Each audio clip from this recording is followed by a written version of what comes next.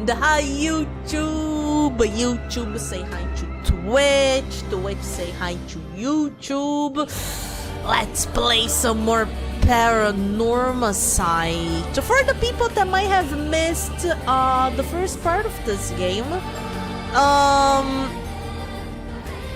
TLDR. How can we do a TLDR, chat? Now I'm trying to think about this. This guy here, Yuza, his parents died on like a fishing trip a long time ago, and we're suspecting that his mom was a mermaid, and that she's probably involved with the, like, they had a bunch of like the sea was very agitated and we think she caused it. And now I have some different POVs here, and I am interested in this one here because what the fuck is that? Sam Mermaid. Let's see. I did miss last part because Tuesday is meeting day all day every week for me. Oh, anything out of the ordinary site. The big thing, Kev, is that we think Yuza's mom was a mermaid, is a mermaid. I don't know, maybe she is still alive. We're trying to find that out because in one day everyone's gonna fucking die. That happened. We just went through the day and everyone fucking died. So what we're doing now is going back a little bit and trying to avoid everyone fucking dying. Yuza believes he has to find a mermaid today in order, because he apparently knows that something big is happening tomorrow. We don't know exactly what's happening or what he knows about it, but he was like, I need to find a mermaid until the end of that day. That's man-made, mermaid, mermaid outfit. Nice, nice. Or his father fucks a fish. That's my working theory. What? Excuse me, what? His mom was a woman. People knew her. But now if she transforms into a fish, then I don't know. But she does have a normal human form. People knew her. No, Amy, not the fish. No, dude, not the fish, man.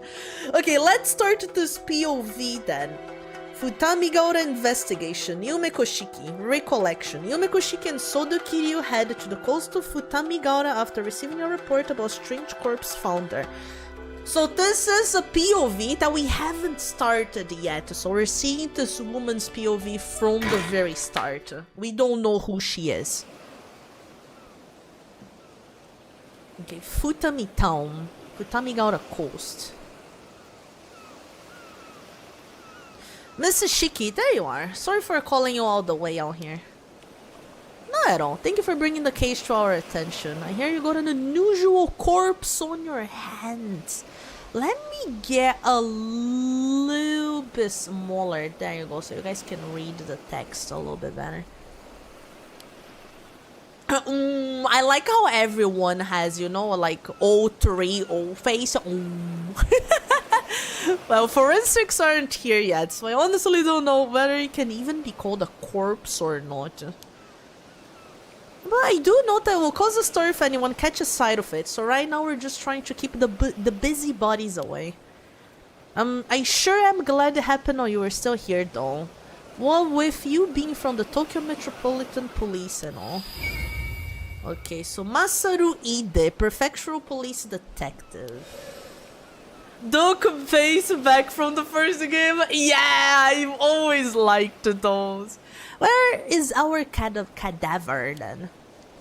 Still in the water over there where it was found. Feel free to go ahead and examine it. Over there? I see. There we go. Okay, can we look around? I like this dude. Sudo Kiryu.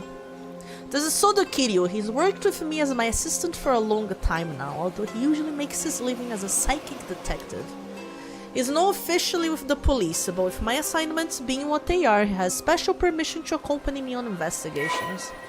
Oh, we got his profile, 25. An independent psychic who's make his living as Japan's only psychic detective. Sodo has no permanent residence, instead traveling throughout the country for training and resolving any metaphysical incidents he comes across. Something which eventually led him to gaining his current moniker within the industry. Although he has a calm and taciturn personality and is possessed of a sharp mind, he is surprisingly sensitive by nature. However, this trait does not extend to mercy towards spirits and other phenomena, which he often ends up subduing by force. Primary spiritual abilities. Curses. The ability to use particular curses to inflict harm or otherwise negative effects on others. Effects range from forcibly binding a target in place to dealing fatal wounds. The stronger the curse's effect, the greater the burden on the user. You know, this is a little bit similar to the first game. The first game we had curses to use on people. Shagun, the ability to see the face of a deceased individual from their remains, allowing for recreation of their features via portrait sketch. Only a small piece of the deceased remains is necessary to use this ability. However, enough of the thoughts and desires of the dead individual must remain for it to be effective. In the Feast of Shadows, the ability to create a domain in which the potency and range of certain types of spiritual abilities are increased. Oh, this is some Jujutsu Kaisen shit. Only effective at night. Soda himself is able to create a domain up to 1 kilometer range. Yo, that's just like Jujutsu. Soda's family runs a small shrine dedicated to a certain Onmyoji from the Sengoku period. This Onmyoji is said to be an ancestor of the Kiryu family, which may explain why their bloodline has produced many individuals with a strong spirit sense over the years. Soda was born with an exceptionally potent spirit sense even within this lineage, leading to his abilities catching the attention of legendary psychic Itensai Shiki when he was 8 years old. 8! Itensai subsequently took him under his wing as his prodigy, and Sodo underwent rigorous training under his watchful eye. Even now, he is always quick to respond when summoned by his mentor's wife, Yumiko Shiki. Oh, so the woman is his mentor's wife, and often supports her during her work. He also has a keen interest in swords and extremely knowledgeable about blades from all countries and eras. Hi Shane, how are you doing? Oh, this is not checked yet. He's had his gaze fixed on the corpse ever since we got here. I suppose he's curious to know what led to its current state. Is there anything that stands out to you so far, Sodo? I'd like to get a better grasp on the details before saying anything, I think. No, that's the same. Surroundings. This is Futamigaura, the coastline just northeast of Ise City. It's a pretty popular location for tourists, and there are several beaches nearby as well, so a bunch of people are milling around. Certainly is an impressive sight. It's too bad we couldn't come here as simple tourists. Futamigaura. Futamigaura is the name of the stretch of coastline along Futami Town, so named during the events of the story. It has since been merged with Ise City in the Watarai district of Mie Prefecture. As part of the Ise-shima National Park, it has been designed as a place of scenic beauty and considered one of the most scenic spots in Japan. The name Futamigaura is said to originate from a visit to the area by Yamato Hime no Mikoto. According to legend, the area's beauty caused her to turn to look back upon it, leading to Futami, look twice, becoming part of its name. And Ise, okay. Having long flourished as the town leading up to the Torii Gate of Ise Shrine stands out as a particularly popular tourist destination even among the many attractions in the Ise-shima area. The city is sometimes referred to as Shinto, meaning the city of gods. Although best known for Ise Shrine, many other temples and shrines can be also found within the city. The land overlooking Ise Bay is blessed with an abundance of beautiful scenery, including Mount Asama, which was included on the top 100 famous Japanese scenic spots during the Showa era. Nice. I won't be here tomorrow, and on Friday you don't stream, so I'm telling you today my birthday is coming soon. This Friday! Happy early birthday then, Adam! chat, you all say happy early birthday to Adam. I hope you have a good birthday. The sound of the waves and the buzz from the onlookers fills the air around us. I suppose it's inevitable that the police being around would draw people's attention. I just hope it doesn't cause a commotion.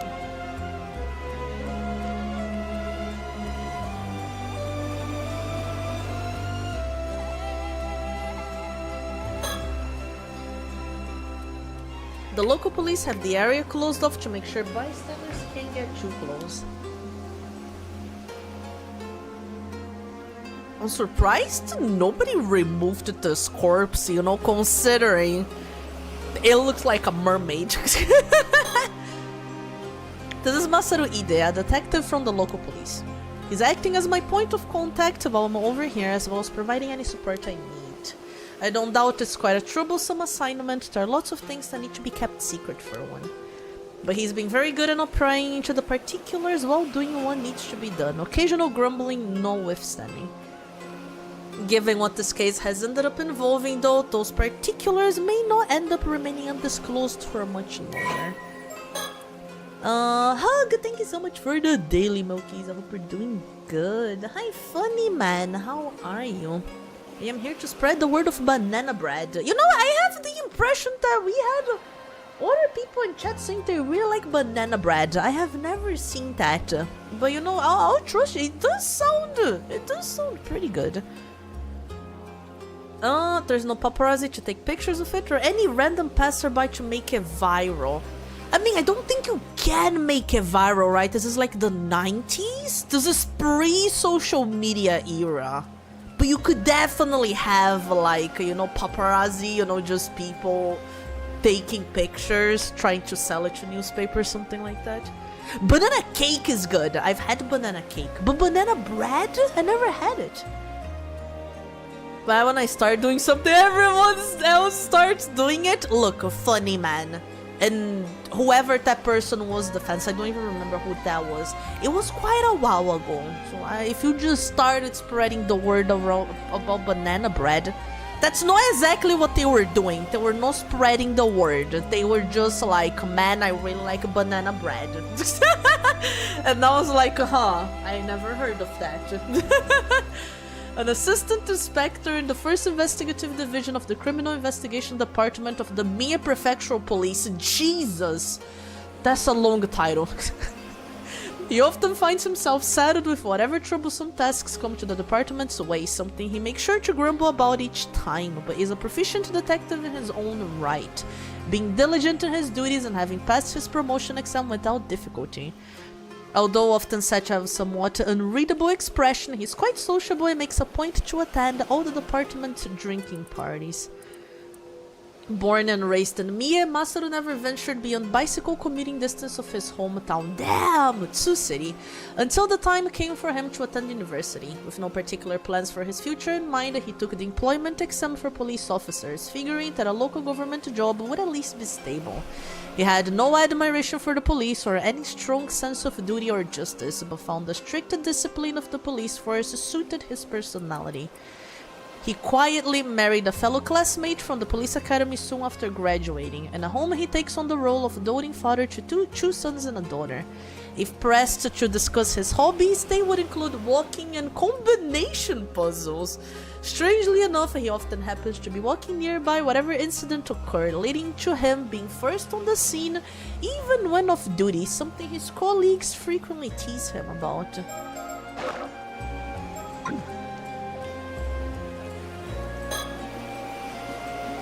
At first glance, he seems the sort to find hard work troublesome, but he's proven himself to be quite a thoughtful individual. If the attitude of his is a deliberate ploy to get those he's dealing with to lower their guard, he's certainly not one to be underestimated. 2 months, I guess months, 5 hours every day. Wait, what? You've been spreading the word about banana bread for 5 hours every day? That's some commitment, bro. Do we know what the situation was when the corpse was found? I just got here as well, so I'm not clear on the details myself. But from the sound of it, a local civilian happened across it about an hour ago as they were passing by. They got us on the scene immediately, so no one else should have seen it. That's a relief. We don't want people working themselves into a frenzy over this. Where is that local now? We've got someone taking their statement in a nearby police box. I'll let you know when we get more info there. Please do. How are you doing? Basement landlord, that is me. How are you? I am good. How are you doing? The police department still can't beat a single isekai title. True. Aren't you going to examine the body? I'm leaving that for last. We originally came to Mia from Tokyo to investigate another case. Oh! But with so many other incidents occurring, I can't help but get the sinking feeling something troublesome is about to happen. Detective Ida has been a huge help to us so far. We might be able to reveal some of our circumstances to him. What's this vision ability? What? What the hell? What? Wait, what's this? What? Oh, it's a sticker! Is that to make it easier to see the stickers? I wouldn't have seen it otherwise. Yo, we got Mockingbird number 2, the Turninator. Nice, nice. Wait, did it have like a gameplay guide? Wait, files. I don't have that about the vision. I don't know what that is. But you know, I appreciate it. Okay, let's check the corpse. It is a mermaid. I see. So this is the corpse in question, is it? Unusual is certainly one word for it. It's all dried up now, almost like it's being mummified. But apart from that, it's pretty safe to say this is a mermaid, right? Let's take a closer look at it.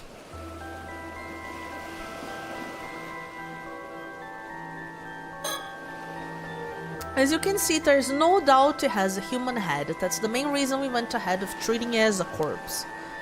That makes sense. I can't imagine anyone would have seen a creature like this before, after all. If it really is a mermaid, wouldn't this be a pretty huge discovery? It's not the sort of thing we'll be able to make public, that's for sure. I don't suppose we have any way of confirming their identity. Their identity?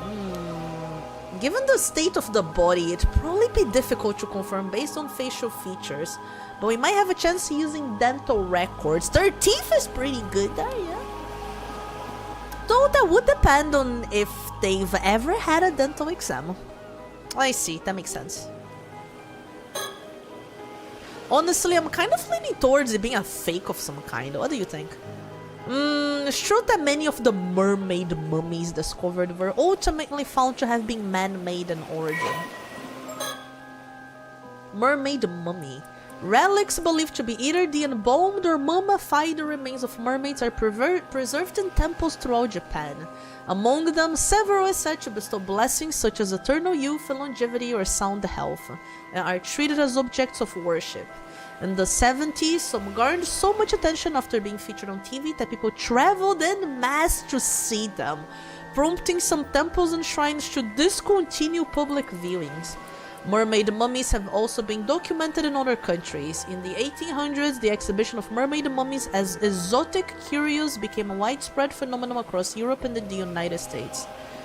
Although these mummies were originally believed to be genuine, subsequent analysis has revealed fibers from materials such as wood and paper in their composition, exposing them to be man-made in origin. The quality of some mermaid mummies crafted in Japan during the Edo period was particularly high, with several being widely circulated, especially in Europe. However, the revelation that many of these mermaids were man-made does not disprove the existence of mermaids, and debate on the topic continues even today.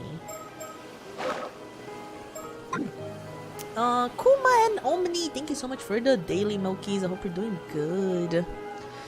You won't find me complaining if it is. No need to investigate a fake corpse after all. Maybe that's being too optimistic though.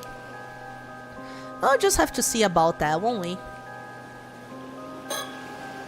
When I first saw this expression, I thought they must have died in unbelievable agony.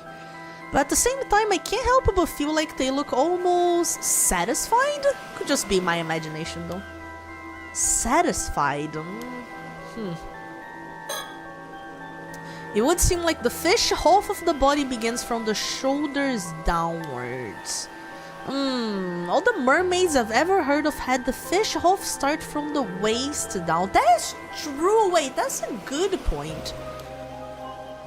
If it's a fake, maybe whoever made it didn't do the research.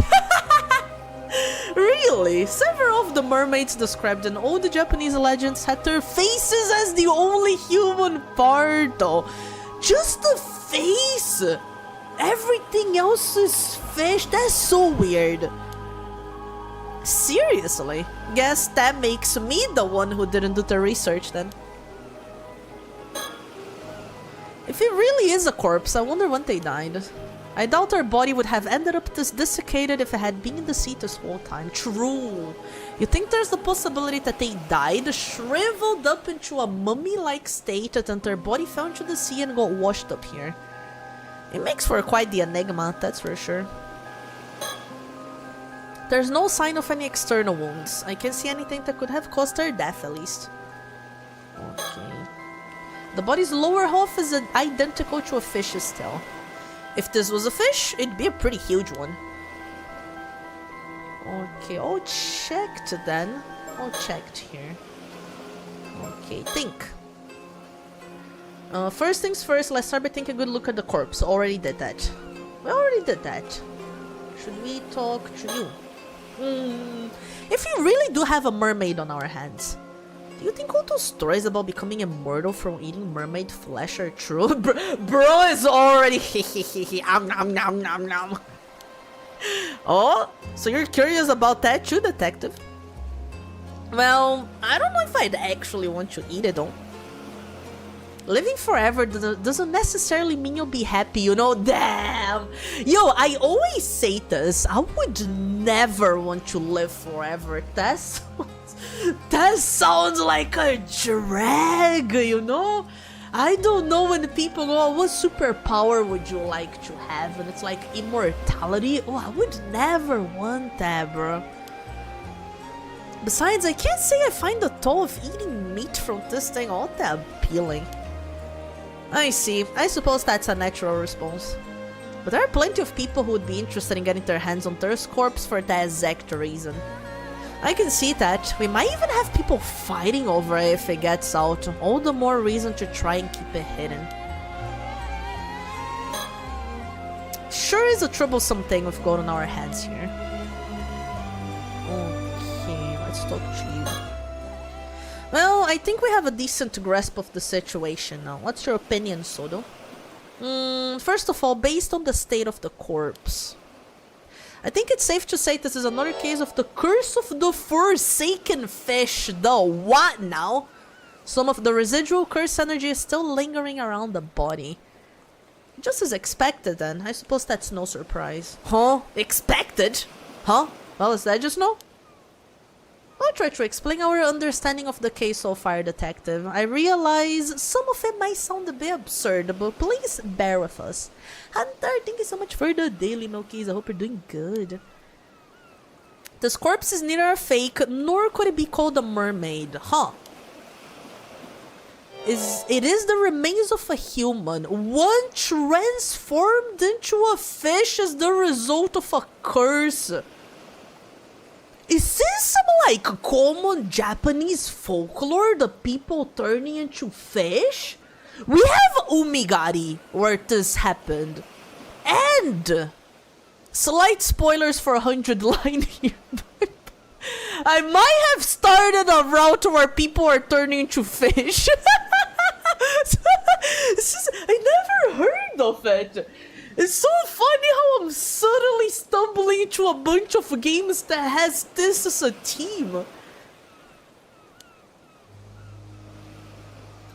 What? A former human. However, on these two other games, it's their upper part. So like on 100 line, it was just their faces becoming a fish. And on Umigari, I guess on Umigari they're whole fish. But no, wait, you had men! You had men bodies with fish face, right? And then you had the fish wearing people's clothes. Yeah, I don't know, so weird. The stars have aligned. Yeah, that's what it looks like. And a curse too. It's pretty hard to know what to say to that. One thing's for sure, there's no going to fly in the case report by itself. Mind explaining a bit more for me? Of course, let's start with an explanation of our circumstances then.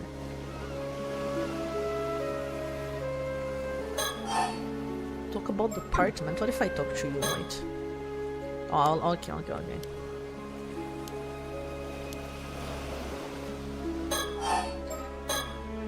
First, I suppose I should start with a brief explanation of the department I work for.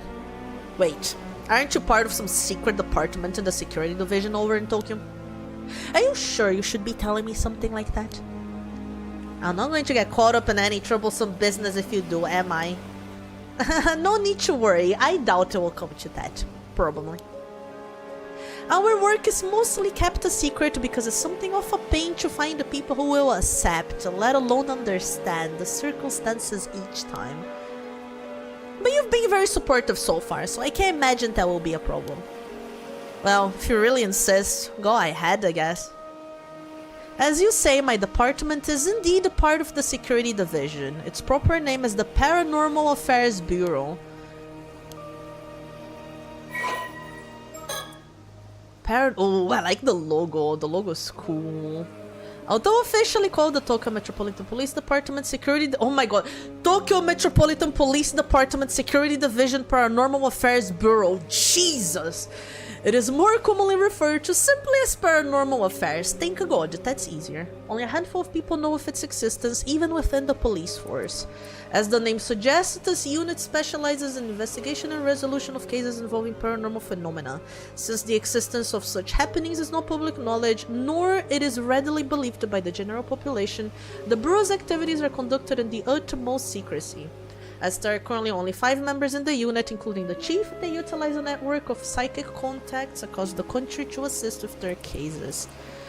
The current chief of paranormal affairs is a man named Koiru Nakagoshi. Although said to have been born to a family of psychics who have been involved in keeping the world safe from paranormal phenomena for generations, Koiru is an elusive figure. Very few have met him in person, and he is rarely seen in the office. It is said that this is because he has often been the target of curses. However, some theorize that it is in fact because Koiru is not actually a flesh and blood human, with some going so far as to question whether he really exists. His seat in his office is usually occupied by his familiar, a Nu, a legendary creature found in Japanese folklore. It's Nue. The Nue resembles an ordinary white thrush and acts as Koiru's messenger, leading to bizarre scenes of police officers earnestly reporting their findings to a bird. Oh, Nu! That's a kind of a bird. I never heard of that. Nu. The term Nakagoshi case serves as a code name used to refer to cases under investigation by paranormal affairs. Is there anything here that I missed? Oh no. Okay, they're all good. Jeez, the Paranormal Affairs Bureau, huh? Question, thank you for the daily milk. Is an unknown. Thank you for the stretch and the hydrate. Though if there really are cases of spiritual phenomena causing harm around the place, I guess it's not that hard to believe there'd be some sort of organization to deal with them within the police.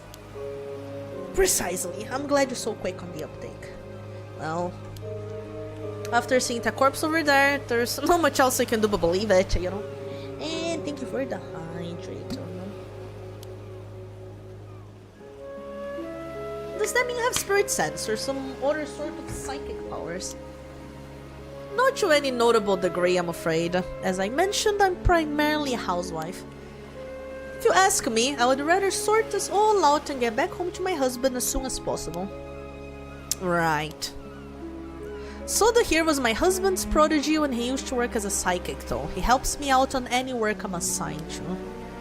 I'm responsible for handling any spiritual work that comes up, yes. Spiritual work, huh? Hearing you say it like that, it's just another job. It really makes me feel we're talking about another industry entirely. But if you really are just a housewife, Mrs. Shiki, why are you still working for a special unit like this? I know it's none of my business, but if your husband is a psychic, wouldn't this all be more in his line of work? True, personally, I'd also rather our roles were reversed. But there are several reasons why that unfortunately can't be the case. She has such an eerie aura, doesn't she? Her eyes, man, her eyes are like hypnotizing.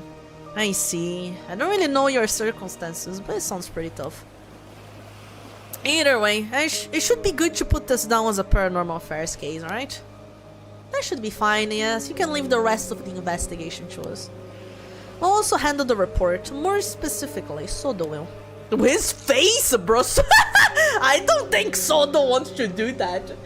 But thank you so much for the daily Milkies. I hope you're doing good. And hi, Unknown. How are you doing? How is the spoopy novel so far? It's not that spoopy, to be fair, but it's cool. I am liking the lore. I bet Yumiko wants to eat our souls. She kinda has a vibe like this, doesn't she? Really? Thanks. That's a great help. No, again. Ooh, Yumiko. Age secret. A woman who balances her work as a housewife with her position as full-time employee of the Paranormal Affairs Bureau, a secret department, blah. Although the very image of a refined lady in appearance, she has surprisingly free-spirited personality and tends to find anything she has no interest in too bothersome to take seriously. Things that do catch her attention, on the other hand, often command all of it, and she will actively involve herself in looking into them. She utterly adores her husband, swooning in admiration whenever the topic turns to him. Oh, and she's also viewed with affection by her co-workers, who call her ma'am. Out of the 5 current full-time members of Paranormal Affairs Bureau, Yumiko alone lacks any particular metaphysical abilities despite possessing a meager degree of spirit sense. Even so, she was chosen to be part of the Bureau's elite unit for very particular reasons. Reasons known only to a handful of people close to her. She's sussy, man. There was once one other member of the Bureau who had no paranormal powers to speak of, a veteran police detective Tetsuo Tsutsumi, and the two occasionally worked on investigations together. When dispatched on assignments, now she always pairs up with freelance psychic detective Sodo Kiryu, leaving all paranormal-related procedures and after her much-despised paperwork to him. Yumiko's husband is also a psychic by the name of Iten Saishiki, and Sodo is his cherished prodigy.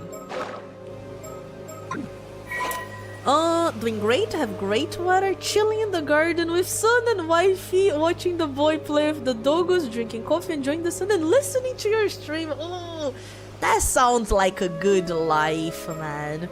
She really is a housewife. Yeah, we were a little bit sussy of her at the start, right? But like, she really is just a maybe not just a housewife, but she truly is a housewife. Psychic/spirit sense. The various abnormal occurrences attributed to the spirits of the dead were collectively referred to as spiritual phenomena. These can range from small peculiarities, such as being able to see things that shouldn't be there, hearing strange sounds, or feeling a sudden unnatural chill, to larger scale phenomena powerful enough to defy the laws of physics, potentially even triggering natural disasters. Harmful spiritual phenomena that cause unwanted effects by interfering with nature or tampering with the human body or minds are called curses. Curses can themselves be divided into 2 categories: those that occur naturally, often arising from negative emotions such as deep resentment from the dead, and those that are intentionally created by someone with spiritual abilities using an existing spirit or grudge. However, creating a curse is quite difficult, and there is the risk of curse rebounding and causing harm to the creator instead. The more powerful the curse, the more stringent the conditions that are required to use it. Yo, this is like, all the curse, the spiritual stuff here is very in line with Jujutsu Kaisen, right? The ability to sense the energy of spirits and spiritual phenomena is known as spirit sense. The strength of this ability varies from person to person, and while it can be increased to a certain extent through training, it ultimately comes down to the individual's innate talent. According to those who have it, spirit sense is similar to a sense of smell.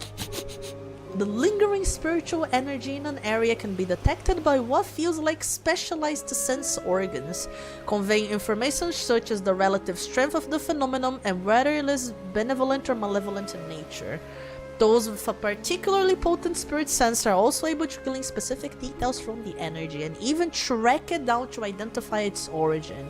However, as spiritual energy is unaffected by air movement, it is not possible to use wind to drive it away. The ability to see spiritual phenomena is considered a psychic ability, further described below.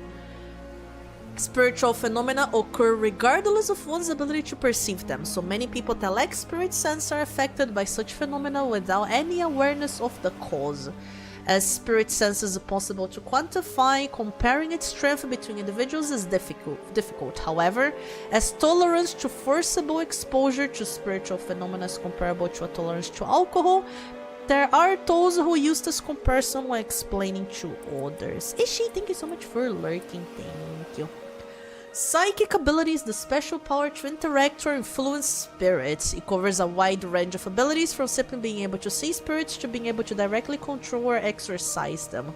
It also includes the ability to intentionally induce spiritual phenomena in order to use specific skills such as peering into the future, capturing images of psychic photography, or searching for objects using dowsing. Individuals who possess such abilities are known as psychics. People who possess spirit sense but lack psychic ability are particularly susceptible to the influence of spiritual phenomena, whether they are aware of it or not, and as such often fall victims to supernatural disasters and disturbances. Damn, this was a long one. Navy, thank you so much for lurking. Thank you. I still think she pretends to be good housewife, but deep down she eats souls and stalkers in our dreams. I mean, that's a theory. Ooh, so much stuff. So, does that mean that you came all the way to Mia because you knew something like this was going to happen? Oh, that's awfully perceptive of you, detective. I suppose you could say that, yes. At the very least, the situation hasn't come as a huge surprise. If that's the case... Oh, ooh, new recollection. Was the body from the other day one of those cases to them? Wait, are we gonna have Edith's recollection? Oh, Kiryu! Huh. Wait, no, that's still from Yumeko. Unidentified skeletons? Skellies? Yo, their POV is the most interesting one so far to me. They see so many wild stuff, bro. It was indeed, yes. Seriously, that does sound like a pain to deal with. I bet our chief knew all about this when he assigned me to the case. If it lessens the burden, you've been a great help to us so far, detective. Rob, thank you so much for the daily nookies. How are you doing? I don't mind the cold stuff, so I've been asking all these questions out of curiosity. But it's probably best I don't get too involved in all this paranormal business, right? You must have had a good reason for keeping it under wraps after all. I think that would be wise, yeah. Still, I never would have thought that there's a curse out there that can turn people into fish. And it only half worked, so the victim ended up looking like a mermaid. That's bound to cause misunderstandings. The curse is originally meant to turn a person's whole body into alpha fish, you see? But the victim died before the transformation was complete, so it stopped before it could reach that point. The vast majority of the quote-unquote mermaids discovered over the years are either man-made fakes or victims of the same curse. I see. To be honest, part of me was kind of excited when I first saw what it looked like. I thought that it might mean there are really mermaids out there, you know? Exactly like the ones you hear about in stories. I'm afraid we can neither confirm or deny things there. Oh, I get why you were asking about the corpse's identity now. It's because you realized they used to be a human, right? That's right. Very recently too. The transformation likely happened yesterday or even earlier today. Yeah, remember when we got the bad ending and people were talking about the guy's face. I forgot his name. The Utah, I think Yuza, I don't know, something like that. The first guy. I think his face was probably a fish's face, right? I remember saying that back then. What, that recently? Someone could really end up in a state like this after just a day? They certainly could. Seriously, these curses sure are scary. I'll get forensics to take a look when they get here then.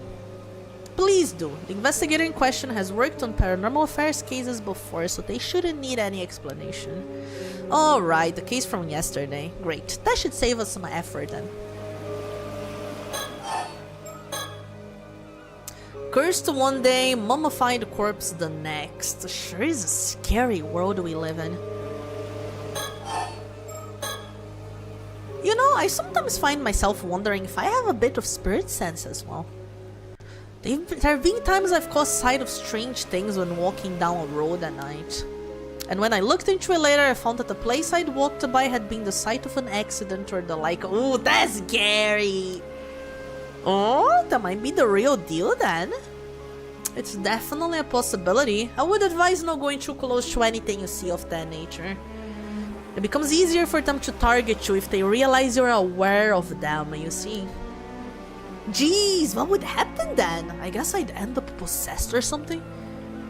There is the danger, yes. In the event you are possessed, you may find yourself afflicted by headaches, muscle stiffness, and hallucinations. Memory problems and impaired thinking are also not unheard of. Oh no, chat. Am I possessed?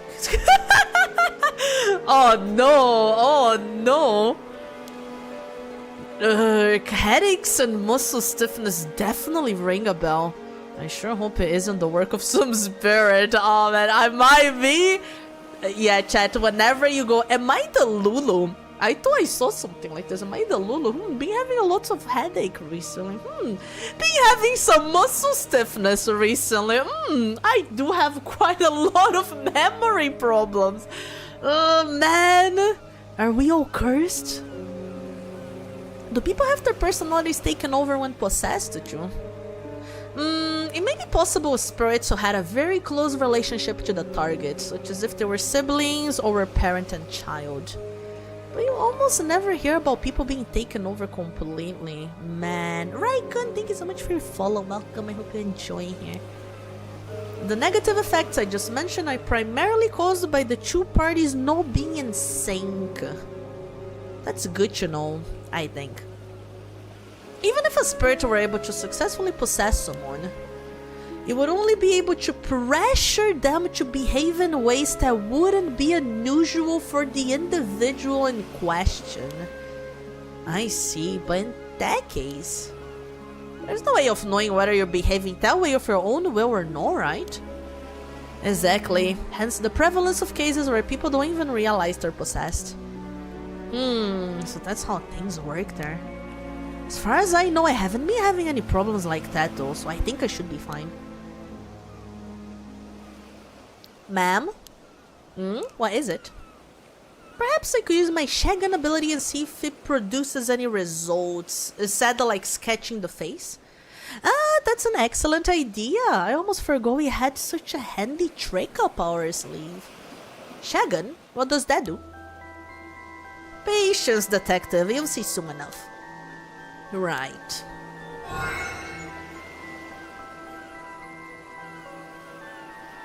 There, it's done. Oh, so it went well, did it? Well done, Sodo. What's all this about then? Sodo can see the face of the deceased from a piece of their remains, however small. He can then sketch their features based on what he saw. Ah, so that's how you got a sketch of the victim in the other case. An ability like that would be priceless if we could use it on the force, you know? Well, my hair doesn't always work, so it's unfortunately not foolproof. So, what did our victim look like? About that, I think it might be faster to see for yourself. Eh? Do we know that? This face, it's Somekawa? Wait, Somekawa? You can't mean... Who's that? Eh? No! Who the fuck is Somekawa, bro? Well... Oh! Oh! Oh! Wait. Wait, we got a timeline? So this... is way after the start here, huh? Okay.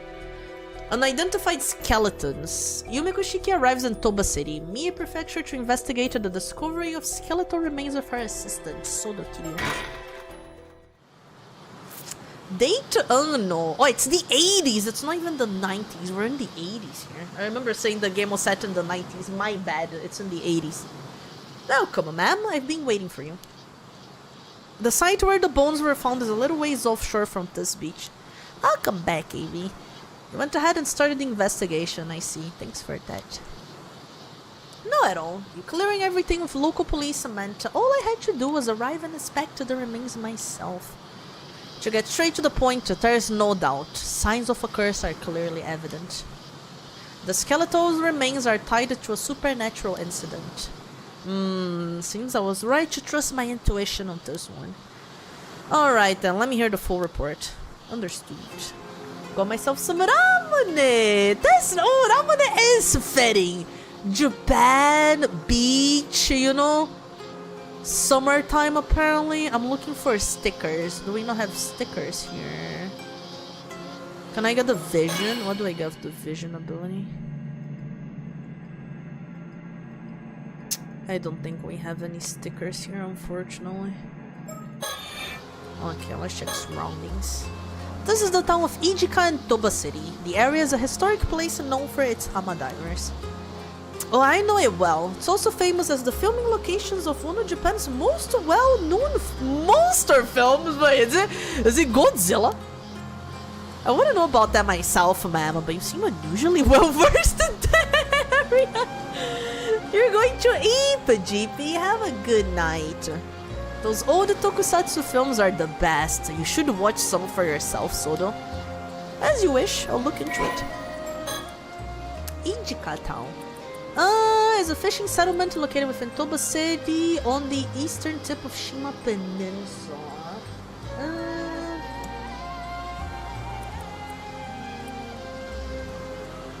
Okay. So lots of people visit that because of the movie. Then we also have Soba.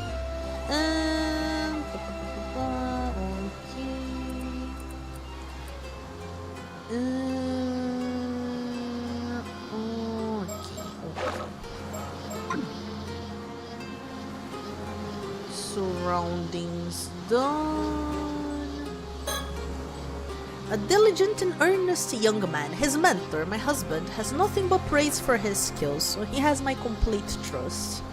I know I shouldn't rely on him too much, but he's so good at noticing the finer details that I often find myself doing so. Skeletal remains. To begin, shall we review the details of the case? Is that really necessary? Summarizing my help has noticed something we missed. No a day goes past that I don't admire your diligence, Sodo. My thanks, I'll strive to be brief. A few days ago, a fisherman off the coast here hauled up a long, rod-like object. It resembled a human bone, so he notified the police. That was about 10 days ago. So he fished it up completely by chance. Following that, the police conducted an underwater investigation of the surrounding area. They discovered multiple skeletal remains in a fissure beneath the rocks.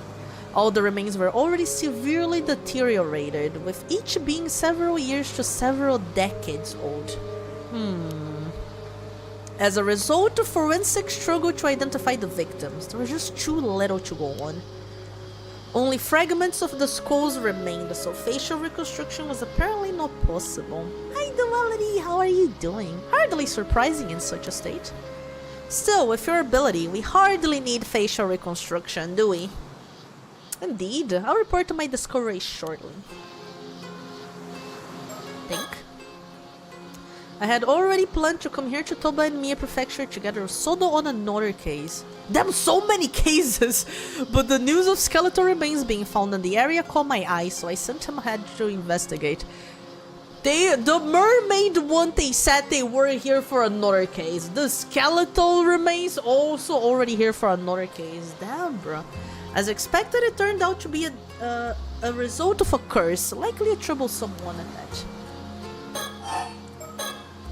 You know, one possibility comes to mind. Will you humor me? Please go ahead. I wonder if those skeletal remains could be the victims of the Kamishima Southern Sea disaster from 5 years ago. That's when the guy's parents died. Regrettably, that is not the case. Oh, darn it. Please don't sound so defeated. Forensics confirmed the 5 bodies in total, but they said that each had decomposed over a different length of time. Oh, meaning they didn't all die at the same time? Correct. The most recent appears to date back 6 years. The others go back some 10 years before that, and another 10 and another 10 and so on. So roughly one body every 10 years. Indeed, I imagine that any older remains may have simply decayed entirely. Which means someone's been using that fissure as a place to dump corpses for decades. It's surrounded by rock, and with minimal currents in the area, it's unlikely they drifted there naturally. Had that bone not been fished up by chance, we'd never have known. In other words, it was an ideal site for quietly disposing of bodies. What the fuck? You have enough points for ASMR? Nice. Are you saving it for any special occasion, Duality? Vlad, thank you so much for the daily Milkies. I hope you're doing good. I gave my moment to try the pine. Oh wait, you have pineapple ramune? You like that, Avi? I never tried those like flavored ramune. I only had, you know, quote-unquote traditional ramune. So this was no accident. Someone did this. I imagine quite some resentment must have piled up over the years. Indeed, but I've already cleansed the lingering resentment in the area. Leaving such resentment to fester could lead to a curse manifesting after all. Efficient as always. My thanks. Duality, thank you for the daily Milkies. Thank you. There's one more point of concern that all the remains have in common. Go on. Each body bore a clean, precise cut, clearly severed. You're saying they were sliced straight through the bone. Exactly. Each was sliced down through the bone, all with a clean cut as smooth as the last. Forensics noted that reproducing such uniform cuts would be extremely difficult. Even with industrial equipment, such precision would have been unachievable decades ago. One possible explanation is that a master swordsman wielding a razor-sharp katana cleaved each of them in a single stroke. Yes, well, that would certainly explain it. But warriors don't exactly run around with swords in this day and age. Which brings us to the possibility of a curse, I suppose. Correct. If the cuts were made by supernatural means, the rules change. And as it turns out, there were traces of a curse at each of the severed points. It was just a matter of time until I found one. Also, for the briefest moment, I glimpsed a curse echo that looked like a warrior in armor. Curse echo in armor? We had curse echoes in the first game, right? That was like the shape of the curse, right? Yeah, oh man, they were cool. Look at that. Fucking... This is probably a fucking Neo boss, you know? Yes, judging from the crest on its armor and given our location, it appears to be a curse tied to the Heiki. Right, the Heiki. The fuck is that? You are familiar with the Heiki, I assume? Well... I'm not too sure. The Heiki was a branch of the Taira clan, a warrior family who rose to power at the end of the Heian period. For it to have this question, this might be a real thing, right? From their base in Ise province, they expanded their influence, reaching great heights under Taira no Kiyomori. But in their pride, they were defeated by the Genji in what is now known as the Genpei War. Ah, yes, of course, I knew that. Ooh, man, so cool. The tale of the Heike preserved just how prosperous they were before they fell. Many who lived through the downfall carried deep regrets. The resentment is especially persistent. Many traces remain even today, and they can be quite meddlesome. Indeed, you hear about it all over the place. I guess even by expert standards, it's quite a problem. Ooh, abbreviated genealogy of the Heike. Oh, okay. The Heike was part of the Satire clan. Yeah, okay, that's basically what he said. Yeah. Known as the most prominent samurai families of the Heian period alongside the Minamoto clan, the Taira clan was originally based in the Kanto region. However, following Taira no Masakazu's uprising against the central government in the year 935 and its suppression at the hands of Taira no Sadamori, the latter's son Korehira moved to Ise province, where he came to wield significant political power. This was the start of what would have become as the Ise Taira clan. 4 generations on from Korehira, Taira no Masamori consolidated the family's influence in Ise. His successor, Tadamori, was granted permission to enter the imperial court in 1132, eventually attaining a rank equal of that to nobility. The distinguished military exploits of Tadamori's son, Taira no Kiyomori, further led to Kiyomori's promotion to Daijo Daijin, Chancellor of the Realm, the highest possible governmental rank in 1167. In 1180, Kiyomori's daughter Noriko married into the imperial family, and her son ascended to throne as emperor, enabling the Heike to consolidate their monopoly on political authority. Thus, the Taira clan came to dominate the political landscape of the time. Such was their wealth and power that one member of the clan is said to have remarked that all those who did not belong to the Taira clan were to be considered people of no position.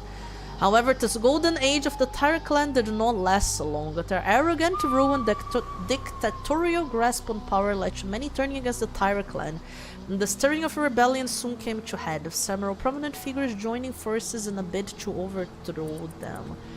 In the midst of resulting years of warfare, Kiyomori died of illness in March 1181. Despite losing one of their key members, the Taira clan continued to struggle against their opponents, but to no avail. In 1185, they were finally defeated in the Battle of Dan no Ura, and many of its members, including Kiyomori's grandson, Emperor Antoku, who was still a child at the time, were lost beneath the waves of Dan no Ura, burdened and unfulfilled ambitions. It is said that the Kusanagi no Tsuguri sword, one of the 3 imperial regalia of Japan, regarded since ancient times as a symbol of imperial authority, was also lost to the sea that day. Damn. After their defeat, the surviving members of the Taira clan, now disgraced as fallen warriors, scattered across the country and lived out their days in hiding. Even to this day, legends of Taira clan survivors persist in various regions across Japan. Okay. Hi Thunder, how are you doing? Good morning. Hi Night, I hope you're doing good. What's more, the katana the curse Echo carried, I believe it may have been the famous blade Nukemaru. Nukemaru? Yes, a blade passed down through the Heike, once wielded by Taira no Tadamori. I see. It would seem your love of swords has proven rather useful here. So what you're saying is that the skeletal remains were cut and killed by the power of Tadamori's curse. I can't say it was Tadamori himself, but I am confident it was a curse from someone within the Heike. At the very least, it offers an explanation for those mysteriously perfect cuts. But the body's being dumped every decade. Surely that can't be the curse true, can it? Correct. I imagine that part likely involves further intervention by someone else. So this wasn't an accident by some spontaneous curse. There's a perpetrator out there. Indeed. However, I can't imagine any psychic with enough power to wield such a curse would dispose of bodies so poorly. My theory is that someone is using a curse stone. Curse stones! Yeah! That's like the first game! They are killing through its curse, then discarding their bodies. curse stone. Think of it as a talisman that lets even those without spirit sense use the power of curses. Yeah. They are created when intense resentment fuses with a suitable relic. That sounds dangerously convenient. There were a few incidents involving curse stones in Tokyo last year, actually. Didn't you hear? Oh, wait, was that from the first game? I don't remember when the first game is set. Oh, now that you mention it, that somewhat rings a bell. Curse stones. Well, we know what curse stones are. Yeah. Okay. So in short, whoever is behind this possesses a stone imbued with the Heikis curse. They use it to kill someone roughly every decade, dumping the body into the sea. Yes, that aligns with the evidence. Thank you for the summary. Damn, I only know the name Genji because of the armor in Final Fantasy. Damn, first thing that comes in mind for Genji is the Overwatch dude. Now then, about those skeletal remains. Were you able to use your Shagun shot, Sodo? Yes, I did. He only worked on the most recent body though, the one from 6 years ago. By viewing part of the remains, I was able to reconstruct a portrait sketch of how he looked when he was alive. Damn, that's a guy? Here's a copy. I've already provided one to the police as well. Impressive. The ability of yours remain quite the asset. Not always. There are times when the vision just doesn't come through. It's far from infallible. Besides, there are those who could simply speak directly to the victim spirits and ask who did it. Even so, none of these methods would hold up as admissible evidence in court. True. But as a lead in our investigation, it's more than enough. Excellent work. Thank you. We had the police compare the sketch against missing people from 6 years ago, but no matches were found. Darn, would have made things much easier. Detective Ide is continuing the investigation. The detective with the local police. I've heard he's good, so let's hope he proves it. Ide? Toba sea skeletons, a case in which multiple human skeletons were recovered from a deep fissure on the Toba seabed. The initial estimate indicates that at least 5 bodies have been disposed of there. The following information has not been made available to the public. Victims' identity is unclear. All victims are male. Each body is thought to have been disposed of at different times. The most recent body dates to about 6 years ago. Facial sketch of this individual obtained using Sodokiryu Shigan ability. The order remains shows signs of gradual aging, with the oldest dating back more than 30 years. Although the presence of older remains have also been confirmed, they have completely decayed. It is impossible to tell how old they are. It is unlikely that the bodies could have been drifted into the fissure naturally, so it thought that someone have been discarding them every few years. Each skeleton shows signs of a clean, precise cut inflicted by a sharp blade. Traces of a curse were also detected from around the severed sections. The victims are believed to have been killed by a curse wielded by someone connected to the Heiki.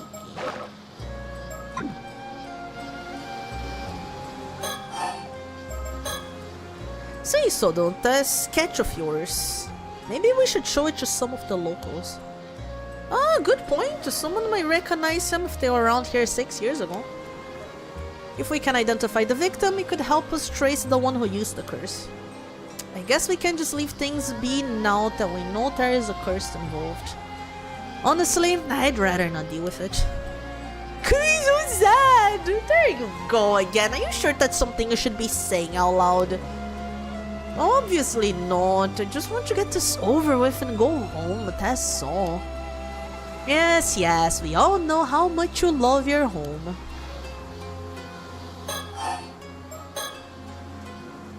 You can see the sea from here all the way to Kamishima. Oh, that's Kamishima, I guess. Do you sense anything out there, Sodo? Yes, I do. The waters south of Kamishima are saturated with the powerful presence of the curse of the raging waves. I can sense it even from this distance. That's how strong it is. Sad so. Looking out to sea, I can't see a thing. I just hope this means we've made it in time. Even during the disaster 5 years ago, the energy was never this overwhelming. Oh. The seal has broken. There's no doubt about it. So it's already broken. That isn't good. The sea still seems calm though. Does the storm not break out immediately? Yeah, something seems to be holding it back for now. Oh, so there's a silver lining at least. Seems stable for the moment. We probably have 2 or 3 days of safety. Then we've got a bit of breathing room. Perhaps there's still something we can do. Curse of Raging Waves.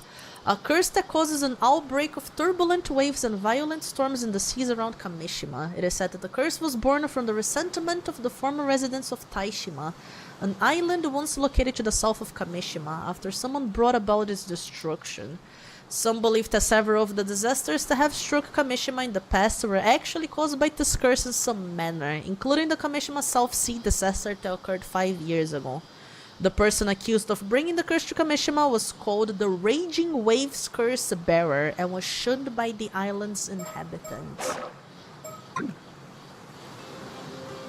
Did we have anything new going on here? It doesn't seem like.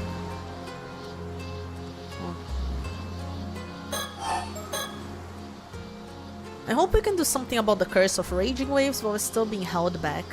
Yes, but despite all efforts, we still haven't found a way to lift the curse. We might have quite a struggle ahead of us. That's really the heart of the problem, isn't it? And I have no idea where your sister's keepsake is either. Nah, I apologize on behalf of my family. It's okay. Ma'am, behind you. Behind me? Hello? Oh, what? Wait, that's the woman! That's the mermaid! Oh? Mermaid, the fish woman that died there. Just someone from town passing by. She bolted. Sondo after her. On it. Hey, stop! You let me go. I didn't do nothing wrong. I've apprehended the suspect. Good work. Sorry for the rough handling. Mind helping us out a bit? What are you doing here? Why did you run? What?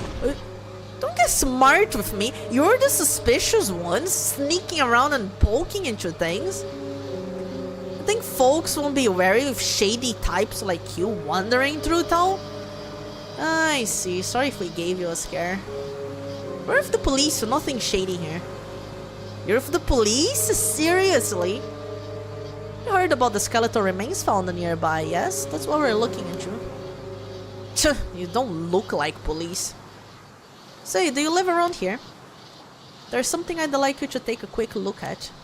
Do you recognize this face at all? We believe he may have been around here about 6 years ago. Huh? Nope, don't know him.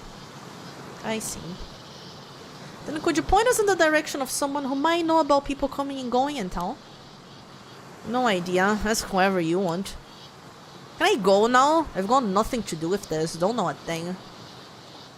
Alright, sorry for holding you up. That was it? What a peculiar woman. They knew her name though. It was like her mind was somewhere else entirely. Well, either way, we should talk to more people in town. Agreed. Also, could you ask around and find out who that woman is? Oh, okay, that's how. Of course. Makes sense. Several hours later. Ma'am, I've learned a few things. Oh, he went on his own? What was Yumeko doing? Okay. Ooh, sticker! Oh, he's so cute! Mockingbird 13. That... Oh, wait, on the sea? Oh, wait, we get... Hey, did I miss this one? Wait, is that 13? Wait. Huh? What? I think they go a little messed up. Oh, it's Maverick Manu. Oh, that's 13. I was looking at the one underneath. I'm a dumbass. Okay. Yay, so cute. Do we have more? I don't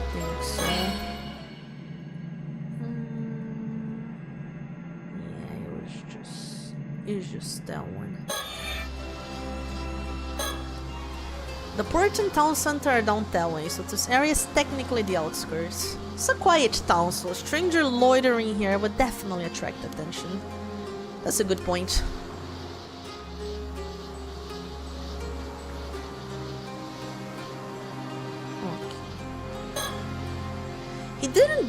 He didn't so much as flinch at the thought of tedious door-to-door investigation. Not to mention he's good at it. Having him here is a huge help.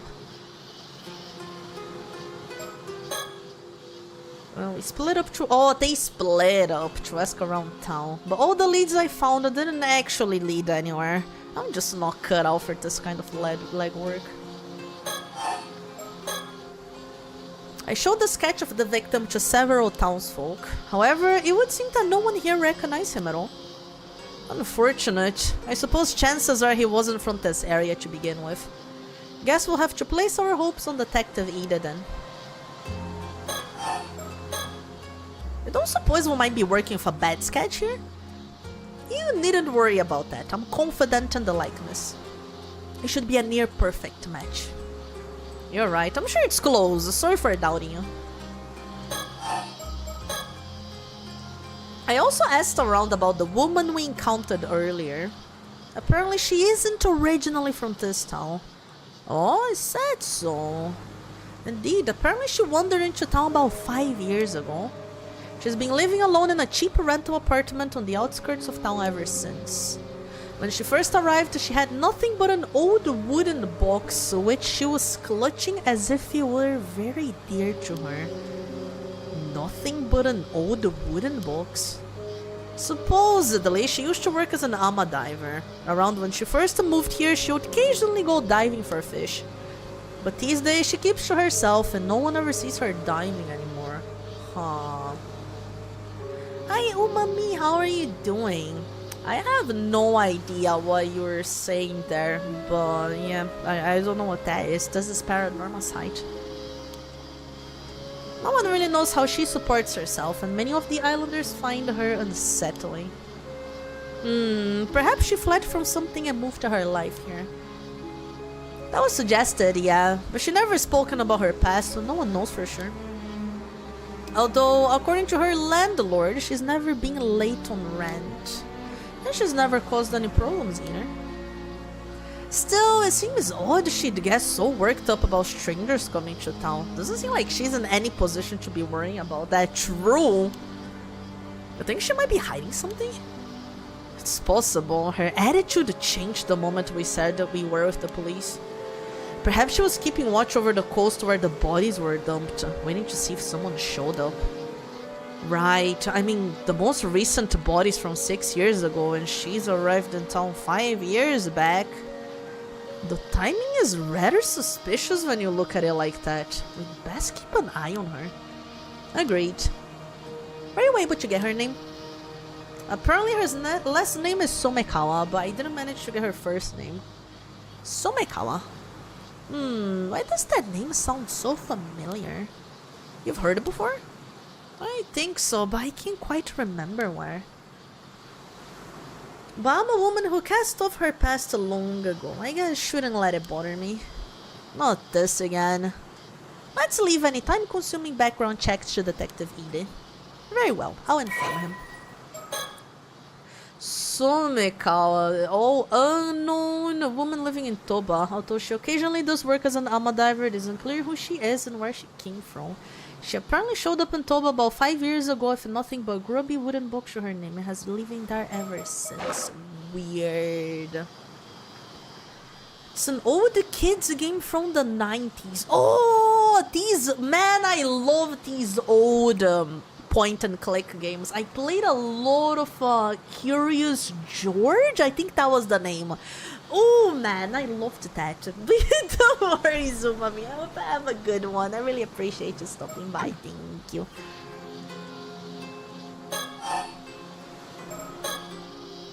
So this means the woman might have been marking us since we got here. I played Freddy Fish? I never heard of that one. Curious George was like a little monkey. I really liked that one. It was so cute. Mystery, thank you so much for the daily Milkies. I hope you're doing good. It's possible. I apologize for not noticing sooner. Even a moment's lapse can expose one to a curse. I was careless, but I won't let it happen again. You can be cursed that easily? That's terrifying. What a world we live in. That concludes all the information I gathered from my inquiries. That helps a lot, thanks. Shall I summarize our next steps? Yes, I suppose we need to do something about all this. Let's see. Did anybody also play the Monkey Island games? I love the third one. I know it's one a lot of people don't like, but it's the only one I played fully. I bought them recently. I bought them all recently on Steam. I want to play them all starting from the first one. I fucking love Monkey Island. Freddy Fish was a point-and-click children's game about fish solving problems around the area he lived in the sea. Yo, these old point-and-click games for kids were really good, right? I said the one of the bottomless cup. Bottomless cup. I don't remember that exactly. I remember the skelly guy is just his head on that game. Moray, the skeleton, that's his name, right? I love him. Oh man, the game is so good. I love it. It's the first one that's like in a cartoon style instead of being pixel art. Guybrush was one of my childhood crushes. I loved him. Regarding the unidentified skeletons, until we can identify the victims from the sketch, we have no other leads to move forward. I believe this is the best left in Detective Ida's hands. Yes, agreed. And I think the same goes for the Somekawa woman from earlier. We'll have Detective Ida look into her. It's nice to have someone we can rely on. I agree on that end too. In other words, we can safely leave the skeleton case to him for now. Yes, though we should remain vigilant regarding the curse stones. Childhood crush, he was, man. To be fair, Guybrush is kinda my type to this day. It made sense, you know? He's those kinds of like...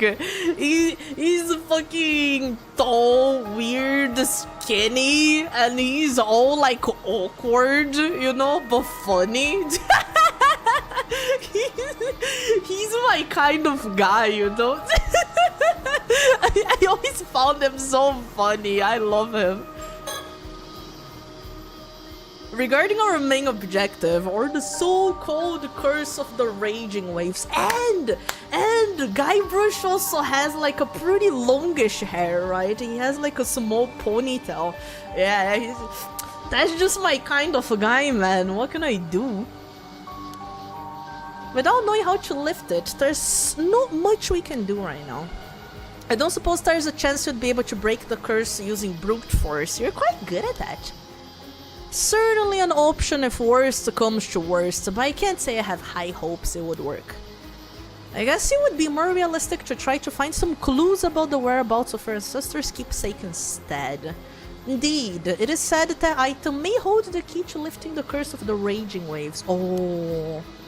But even the location of the map pointing to that keepsake has unfortunately been lost to time. Although the map was said to be hidden inside a model of a mermaid mummy. Oh! One rumor says it was sold overseas during the Edo period. Doesn't sound promising. If we can find it, I guess we're back to trying to break the curse of brute force. But to even consider that route, we need much more intel from the island. That's why they went there. Which is why we need to head to Kamishima, yeah. And at the very least, advise the locals to evacuate. Yes, hopefully someone of influence there will believe us about the curse of the raging waves. Oh, we can see on the bad ending that didn't work, because I think they all died. Is something wrong?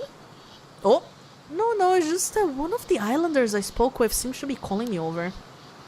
Something may have happened. I'll go find out. Please do.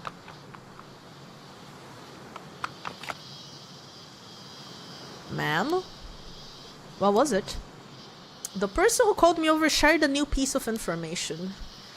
They were told to keep a secret, but opened up since we're with the police. Go on. Earlier this morning, down by the shore, they apparently found something that resembled the corpse of a mermaid. A mermaid, really?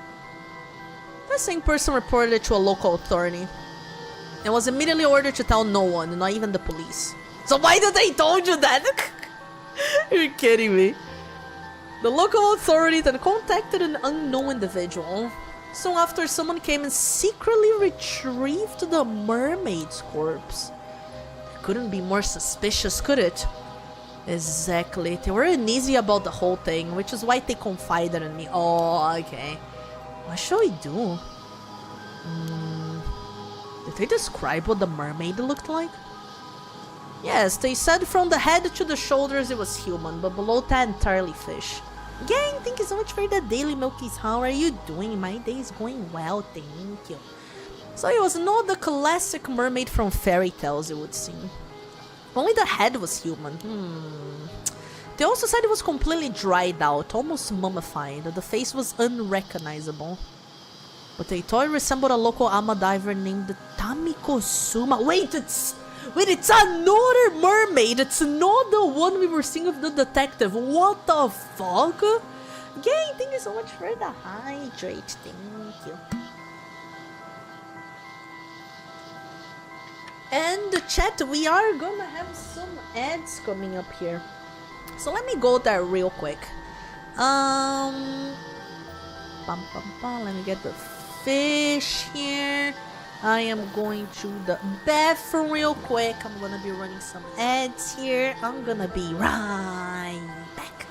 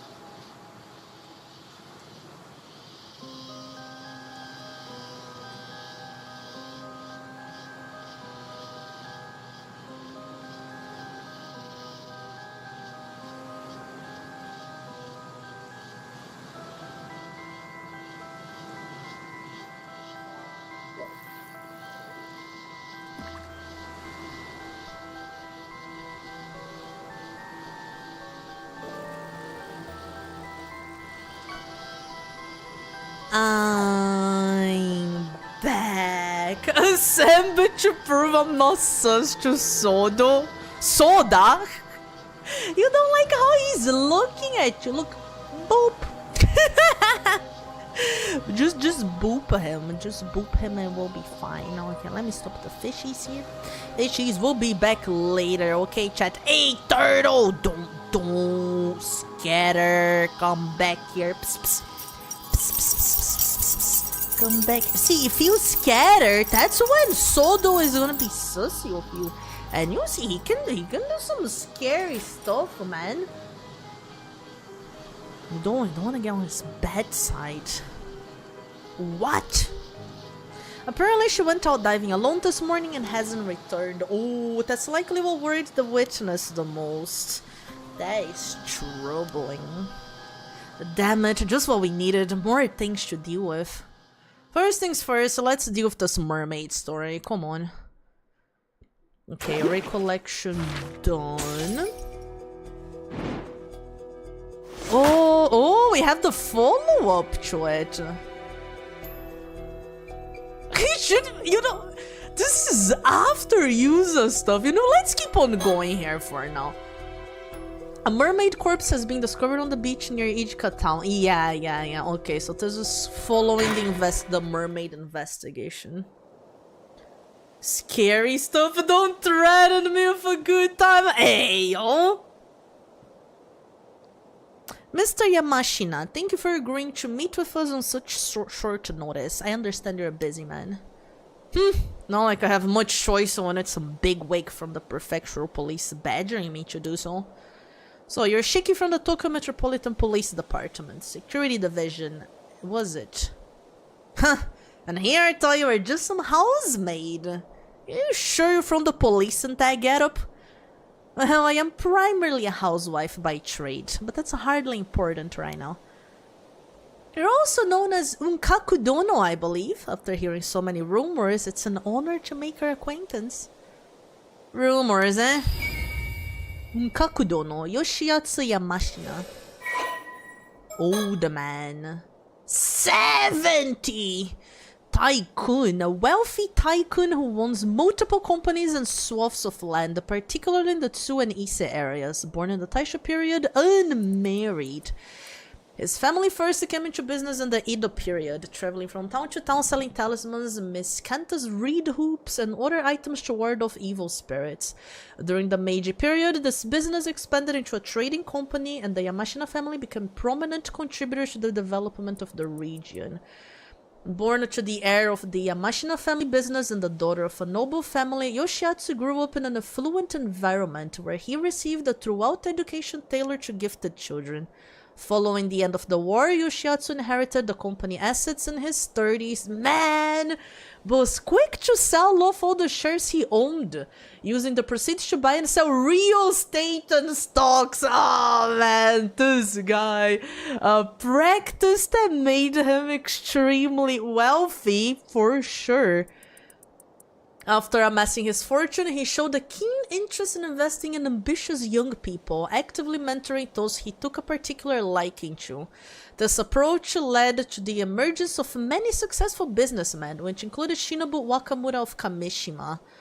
Shinobu? Who's that? Those who have received the Yamashina support view him with both gratitude and a sense of bordering on reverence. Oh wait, Wakamura! That must be the rich dude, right? The one involved in the shark loan stuff. Referring to him as Zunkaku Dono, a title that evokes a figure elevated above the clouds. Damn. Yamashina has always shown a strong attachment to wealth, even going so far as to partake in illicit activities such as illegal donations, tax evasion, insider trading, and media control. Well, sounds like your average rich person. All in an effort to garner even more status and money. In the shadow of the many success stories enabled by his support, many more of his beneficiaries have fallen into bankruptcy or being arrested, fueling endless unsavory rumors about him to this day. Yamashina himself, however, seems to be unconcerned by these rumors, considering anything that does not directly harm him to be beneath his notice. Even as a lifelong bachelor, he has surrounded himself with many followers, both publicly and privately, and has never lacked for anything to satisfy his personal needs. A few years ago, he began to seriously consider the issue of a successor, driven by his determination that his beloved fortune should never fall into the hands of someone untrustworthy. Perhaps for this reason, he began to develop a keen fascination with immortality around the same time, and is said to be secretly investing vast amount of money into research on the topic. What the hell? Mew is pretty on board of voice acting. I wish, Tyrants, I wish. Hi Dave, how are you doing? Thank you for the daily Milkies. I hear you've been doing some under-the-table research into immortality. And so what if I am? Well, no, I wouldn't have expected you to be such a dreamer, but it does make you just a bit more relatable. You can laugh all you want. What does it got to do with the police anyway? It seems on this particular occasion it has quite a bit to do with the police, unfortunately. You don't say. Ooh, sir, do you have stickers? I don't see. Ooh, sticker! Bird! Mockingbird number 9. He's so cute. Oh, you found 5 mockingbirds. You can now access the mockingbird relationship chart? What? What? Oh? No. Okay, we'll check that later. What? Okay, we found. What number was that? I forgot. This one. Kiting killer. I wanna know the relationships now. Do we have mockingbird lore? That's pretty crazy. The first game didn't have that. That is funny. I like that. Don't get me wrong. What is this hatoful boyfriend? Bro, are we sticker shipping? Maybe. Bird shipping. These splendid gardens all fall within the grounds of Mr. Yamashina East's city-state. Part of the wonders why he needs so much space when he doesn't have a family. Skull, thank you so much for the daily Milkies. I hope you're doing good. But I suppose he has an image to maintain.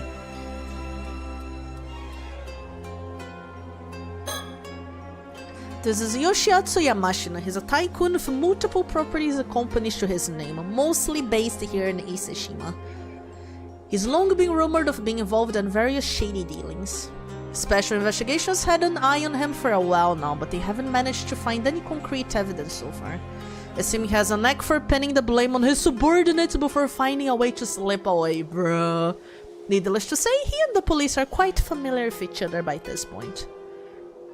Though I don't doubt he has local police chiefs and politicians under his thumb behind the scenes. There's no need for me to get involved in all that. I'll be satisfied as long as I get the information we need from him. Apparently he wears the crested hakama every day. Not exactly casual wear for most people. Wearing something like that in this summer heat, that's commitment to keeping up appearances.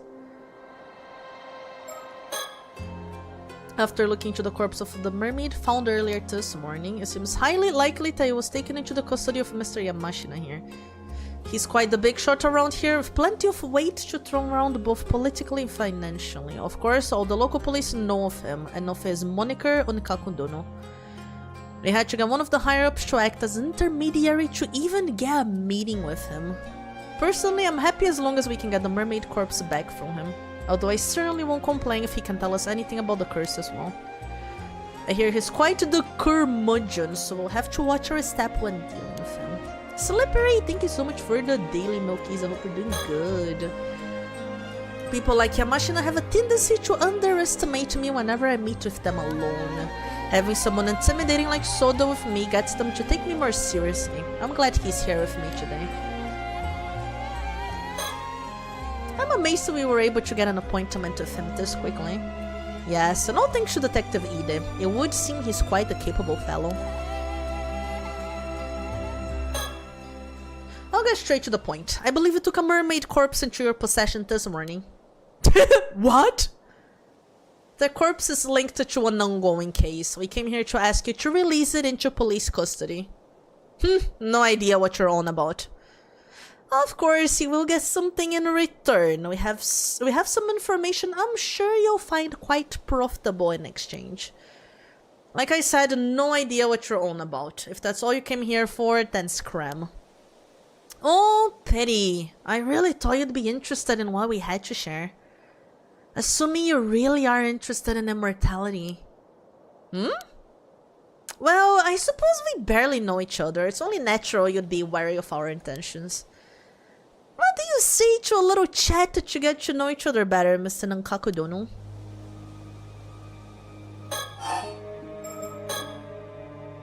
I hear you've been putting quite a bit of effort into training up the younger generation recently.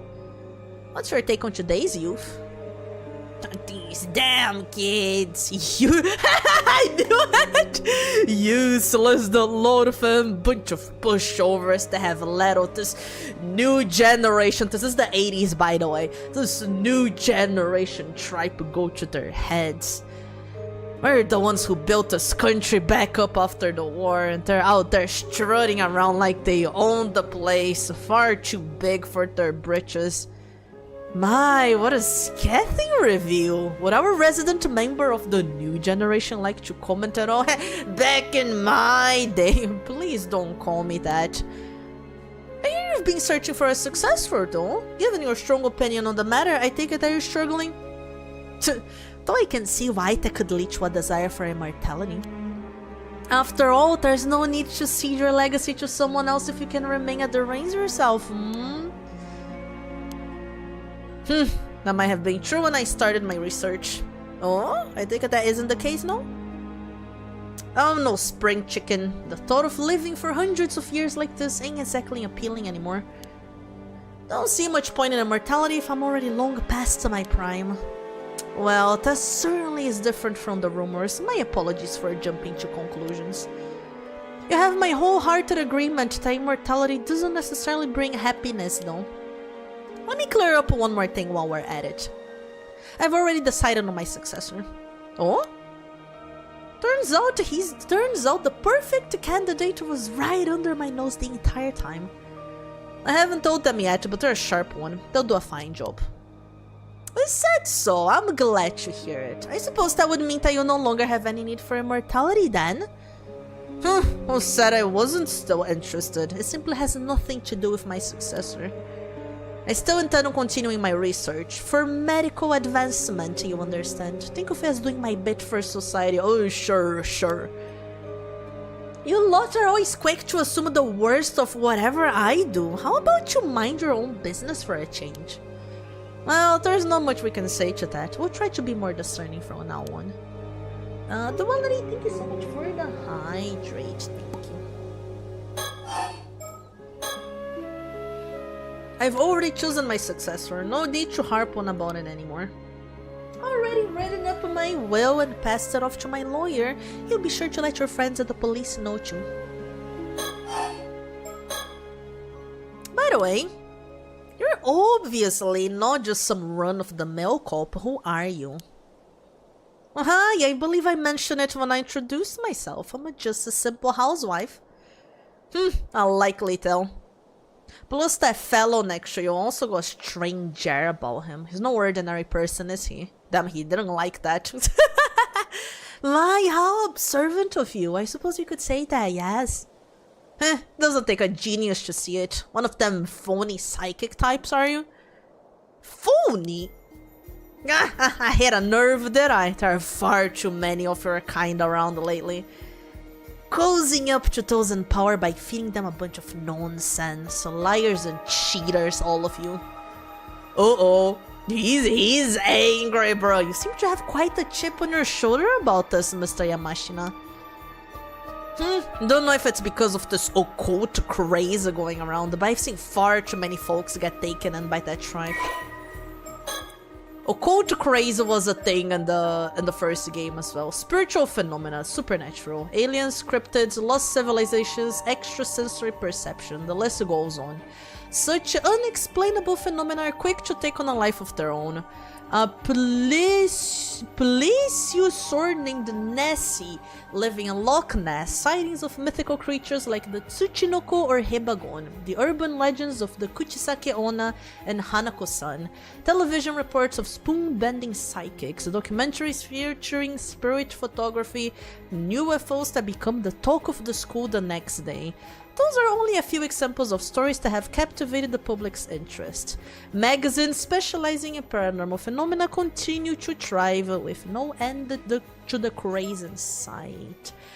Hi everyone, how are you doing? She's a bit focused reading for a chat. Yeah, this game has a lot of reading. I take some breaks every now and then in between topics on the game because the yap is hard here. I hope you're doing good everyone. She's locked in. I am. The Wakamura over on the Kamishima is one of them. Talk about a waste of potential. Wakamura? Oh my god, so much stuff. Can't say I care much about who you are anymore. You're going around with some phony psychic. Tells me all I need to know. How dare you? Bro, Soda's gonna fucking punch him. Soda, calm down. He can think what he wants. There's one thing I should warn you about. Eating the flesh of that mermaid you found won't grant you immortality. And what would you know about that? Well, you know, one hears all sorts of things in this day and age. I don't know where it came from, but there seems to be a legend that eating mermaid flesh will grant one immortality. All I wanted to say, that's just that, a legend. It has no basis in reality at all. How can you be so sure? Just think about it. If that legend were true, wouldn't it be strange that no confirmed immortals have ever been found? Yeah, who's to say they aren't just living and hiding? The legend of Yaobikuni is passed down in over 100 places across Japan, yet no a single verifiable immortal has been found to show for it. So you mean to say all those legends were fake, please? If even just one of those tales is true, there's always the chance there's an immortal hiding away somewhere. I see, you really are quite the dreamer, aren't you? I figure you're trying to bluff me out of that mermaid corpse for some reason or other. But now I'm sure of it. That thing's hiding some sort of secret, isn't it? Something you don't want me to find out. Damn. Getting rage baited by Oji-san. Exactly. The game is really good, man. So you admit to have the mermaid corpse then? Oh, don't worry. We assumed as much from the start. If I'm not mistaken, the mermaid was in a sort of mummified state, no? I doubt you'll be eating it as it is. Surely there's no harm in handing it over. Huh, so you can hog it for yourself? You won't fool me that easily. You don't think that's a rare specimen like that ought to be placed in the care of a proper research institute? I'm saying you'll get a specialist research institute to study it. Problem solved. I suppose so. I'll make sure the mermaid gets studied properly. Don't you worry about that. I think we're gonna go back on this later. By the way, you're quite well connected around these parts, if I'm not mistaken. This doesn't have anything to do with what we came here to talk about. But I was wondering if you happen to recognize the person in this sketch. It seems he lived in the Iseshima area around 6 years ago. Nope, never seen him. I assume you've heard the news about the old human bones found on the seabed. This is a sketch of one of the victims from that case. You sure you have no idea who he could be? First I've heard of it actually. Got no interest in things that have nothing to do with me. Who might this Wakamura be?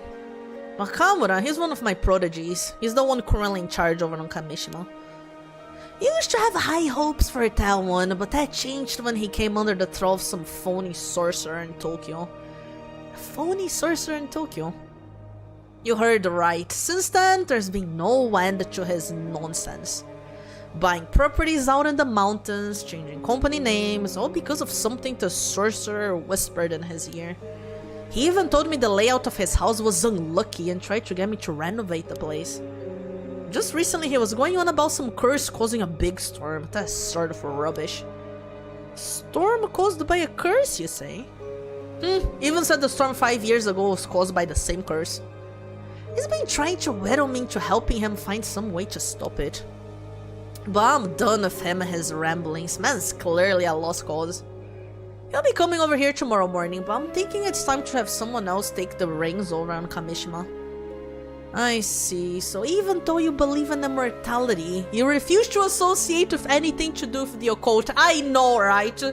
Bro wants to be immortal, but goes... curses? Impossible, that doesn't exist. Immortality though, completely possible. And you do? I figured someone claiming to be a cop would have some more sense than that. How are you meant to solve crimes if criminals can just pull out curses left and right? You won't find me disagreeing there. Sounds like what you were saying earlier. Yeah, Umineko plot right here. So what exactly has this Wakamura been saying about this curse? Yeah, mermaids?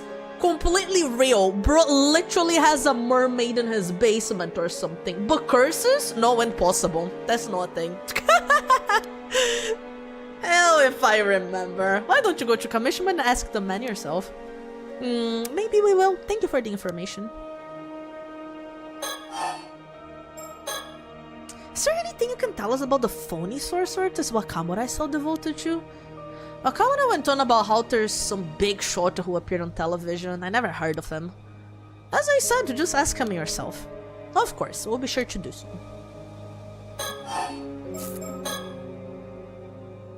How about this then? If you agree to give up the mermaid, we'll tell you what we know in return. For someone who doesn't seem to believe in the occult, you seem awfully fixated on this mermaid and immortality, which suggests to me you found something you consider quite conclusive. Bah, what are you on about? Well, I happen to know a bit more about mermaids than most people. Ma'am, are you sure? It's fine. I had the opportunity to do some research into them a while back, you see? You don't say, and? Well, mermaids do indeed have the ability to grant a human immortality. Ha! I knew it! More precisely, individuals granted immortality in this way are known as 800-year immortals. So they have a lifespan of 800 years? That's right, as the name suggests, they gain 800 years of remaining life. During this time, they won't age a day, and even if they die, they'll resurrect immediately. Sounds like a real blessing. No, I'm afraid it's anything but. One who defies the very laws of nature like that is no longer human. They're an anomalous being that should not be allowed to exist. As such, our position requires that any such individuals we find are dealt with as swiftly as possible. Indeed, this immortality was originally a curse mermaids placed upon humans. A curse? Immortality is neither a blessing nor salvation for the living. It's a curse that robs them of the ability to die. That is how I see it. Yeah, I only believe in good magic if I were to sum his belief. Yeah, on his eyes, right? To me, immortality is more like a curse, though. None of those who have become 800-year immortals have found happiness. No one. It renders living among other humans impossible and makes them an outcast from society. Of course, there are a few years at first when life will be tolerable. But after that, every meeting ends in partying. You outlive whoever you love or are loved by. Even if you find acceptance, it will only be for a time. You will always be shunned eventually. You experience this over and over for 800 years. 800 years unable to die, with loneliness as your constant companion. This is why many see no other recourse than a life of monastic seclusion, such as Yao Bikuni did. I suppose that makes sense. Still, there will be ways for those who seek immortality. Always have, always will be. You think so? I, for one, struggle to see the appeal. In any case, there are also certain conditions that must be met for this curse of immortality to be effective. Eating mermaid's flesh alone isn't enough to make you an 800-year immortal. Oh? What exactly are these conditions? Sorry to disappoint, but I'm not aware of these specifics there myself. The 800-year immortal. Someone who ingests part of the body of a mermaid that meets certain conditions will be cursed and become a being known as 800-year immortal. Once cursed, the individual's own body is lost. Oh! And a provisional body is reconstructed using the parts of the mermaid ingested as a medium. Ugh!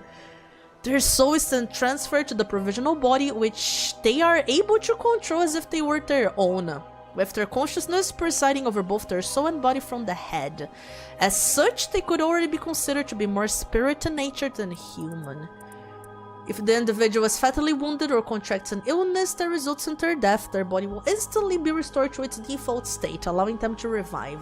In the event they lose any body parts, their heart will be treated the largest remaining part of them as their main body and regenerate any lost parts from there, with the removed parts subsequently vanishing.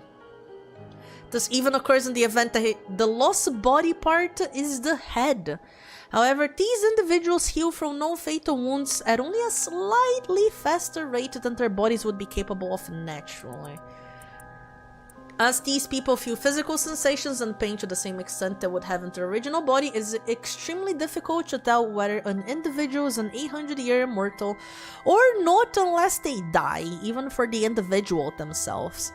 The lifespan of this provisional body is 800 years from the time of its creation. Due to the individual's original body already being lost, not even the mermaids responsible for the original curse is able to dispel it.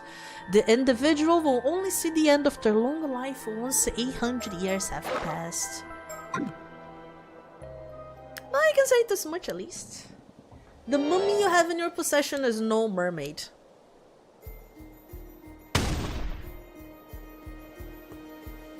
Bullshit! Ain't no way that's anything other than a mermaid. What I mean to say is that mummy is different being from the mermaids who wield this curse. Not all half fish, half human beings are mermaids, you see. In fact, calling them all by the same name is what leads to mishaps like this one. Say what? You mean to tell me that's no mermaid? The real mermaids are a completely separate thing. That's right, which is why I can say with confidence that eating its flesh won't make you immortal. Seems like you weren't bluffing after all. So what is that thing then? There's gotta be a reason you're after it. I imagine that even if you had it dissected and examined, all results would point to it just being a mess of fibers. In other words, nothing more than a man-made fake. There's a very good reason for that. You see, the mummy is merely the corpse of an average human, twisted beyond recognition by the curse of the forsaken fish. What, another curse? Another curse wielded by mermaids, as it happens. That would be the remains of someone who died under it. It also happens to be the same curse responsible for the mermaids found every few hundred years or so across the country. You see now why we'd rather you handed the mermaid over to us? The poor soul deserves a proper burial, same as anyone else. Surely even you're not so hard-hearted as to deny them that. Curses this, curses that, so a bunch of hokum if you ask me. That said, the report I got from the research institute earlier said exactly the same thing. Oh my, I think you already had the mermaid dissected then. They said it was likely a fake, but I asked if I wanted them to keep going anyway. I told them to keep at it, but It should be clear now that you have nothing to gain from researching that corpse, least of all information on immortality. Won't you consider handing it over? Of course, we could always take you in on charges of abandonment and desecration of a corpse. Alright, have it your way. I'm so glad you've come around. Thank you for your cooperation. I'll give you the damn mermaid, but in exchange, I want you to tell me one thing. What is it? You say there are real mermaids out there.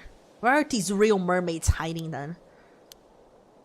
I suppose you could call it the Eternal World. The Eternal World. Yes, mermaids are not creatures of this world, you see. The original home is Ryugu, the domain of the sea god. Ryugu, and how do you get there? I'm sorry to say that Ryugu's doors are only open to the dead. Going there is impossible for a living human. Huh, you could claim anything with a fairy tale like that, it all sounds like hokum. That said, the entrance to Ryugu is said to lie somewhere in the Ise Sea. There have been numerous sightings of mermaids crossing over to this world in the area's long history, which is why Ise Bay has a share of mermaid legends too. Now that you mention it, I have heard one of those stories too. Some old tale about mermaids being found on some long-lost island called Taishima or the like. What? Wait a moment, where did you hear that story? Caught your interest, have I? Looks like the story has some merit to it after all. I was simply surprised that that's all. It's not a name I've come across in any historical records. Taishima, an island to have previously been located to the south of Kamishima. As it has long since vanished, it is sometimes referred to Taishima or Lost Island. No official records remain, as it remains shrouded in mystery, with knowledge of its preserved only in tales passed down between residents of the Iseshima area. Legends say the island was besieged by someone 400 years prior, and the curse of the murdered islanders caused the entire island to sink. Just something I heard from one of the youngest I have out there looking for mermaids. I see, sounds like you've got a capable young head. I don't suppose it would be possible to meet with this individual. Nope, not happening. Unless you're willing to spill the beans on everything you know about mermaids, every last bit of info.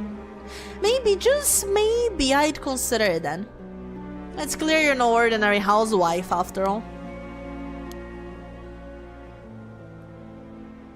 Not interested? Then this meeting is over. I'll hand the corpse over to the police as promised. But don't think I've given up on mermaids or immortality. If they really exist, I'll find them and make them mine. Gahahaha.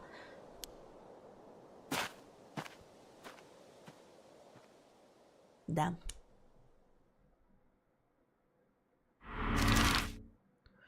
Okay, so now we go to Ise City.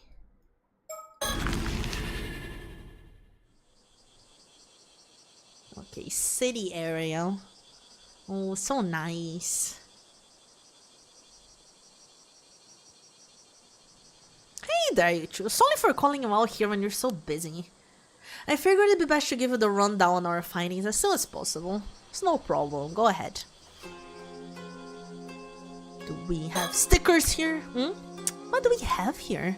Oh, this? It's a poster advertising Kamishima. Something about it catch your eye? I was just thinking, surely it would be better to put it somewhere tourists will actually see it? Good point. Maybe they had some posters left over. Interested in Kamishima, are you? It's a nice place. Great tourist spot too. I recommend it.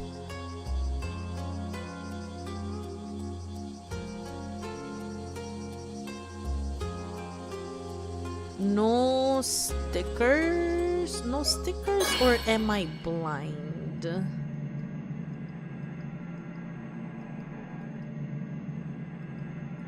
No, I think... Yeah, I think there's no stickers around here. Yep. Okay, surroundings. This is one of Ise City's residential districts. Right now the ground is so hot, the air around it seems to be shimmering. Police box. There's just the police box I was waiting at. Something you were wondering about. Oh no, I just happened to find myself looking at it, that's all. Lantern, thank you so much for the daily Milkies. I hope you're doing good. Would you rather talk inside? Don't, there's no air conditioner, so it's probably cooler out here. It's quite alright. Talking out here should be fine. Okay, anything else?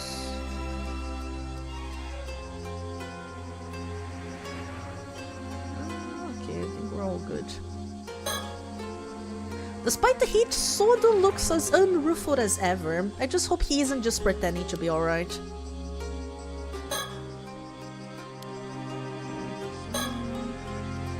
wondering about my suit, are you? Just a cheap old thing. Sorry, I don't have anything more presentable. Damn. So, did you manage to meet with Mr. Yamashina? Yes, thank you again for your help there. It seems he's willing to hand the body over without any fuss. Really? That's great. Still, why would some big shot tycoon go to all that trouble to withhold the body? If everything I've heard is true, you could probably take him in charge of desecrating a corpse, you know? Or was there something special about that corpse? How observant of you, detective. I can, of course, explain if you'd like to know more. Wait a second. Is it related to that secret department of yours? I think I'm better off not knowing it, so... Oh, really? I don't mind bringing you into the fold. Man, please try to rope him into helping us. Is that Paul McCartney? Yo, I can see it. I can definitely see it. Japanese Paul McCartney. I've never met the guy, but I hear he's quite a cranky old geezer. How'd your meeting go? I'll bet he was pretty wary of you being with the police, but he didn't try to pick a fight or anything, did he? Oh, well, I'm not sure you could say it went smoothly, but... I don't think we upset him, at least, probably. You, don't sound very sure about that. I can't get over the duck lips. It's so cute, isn't it? Oh, right, that's exactly what I wanted to talk to you about. So, I go all hands on deck to go around asking about that sketch you gave me. And we finally found someone who recognized the victim. Oh, that's great news. The person who recognized him was a housewife in her 20s who lived in Kumano 7 years ago. Apparently the sketch looks like a 19-year-old she knew who left the village to go to the city. So 7 years ago he was 19, no? From the sounds of it, the guy had no relatives to speak of, left the village with nothing but the clothes on his back. She doesn't know what happened to him after that. I see. That will make him a young man with no relatives who left his hometown behind 7 years ago. Did we get a name for our mystery man? Sure did. His name was Kippei Ikoma. Kippei Ikoma. I looked him up in the residence registry, and it does look like he moved from Kumano to Ise City 7 years ago. But it seems like he doesn't live at the place he put as his address anymore. Oh, that's unfortunate. I checked in with the apartment's landlord, and it would seem that about 6 years ago, the landlord had his contract terminated after he failed to both pay his rent and return to his apartment for several months straight. The landlord didn't put out a search request or anything, so that's where the trail ends, I'm afraid. If he went missing 6 years ago, I suppose it wouldn't surprise me if those were his remains. I'll keep looking into Ikoma to see if he was involved in anything that might have led to his murder. Of course, there's always the possibility we've got the wrong guy, so we'll keep asking around just in case. Please do. I mean, it seems to match enough, right? Yeah, so we got his info here. Okay. Hi Zooteen, thank you so much for the daily Milkies. I hope you're doing good. I do like this art style. It's so good, right? Did you know that it's the same artist from The World Ends With You? Very different art style, but it's the same person. The woman we spoke to said the sketch was really accurate. No doubt in her mind it was Ikoma. Well, that accurate. Then I'm sure we've got the right person.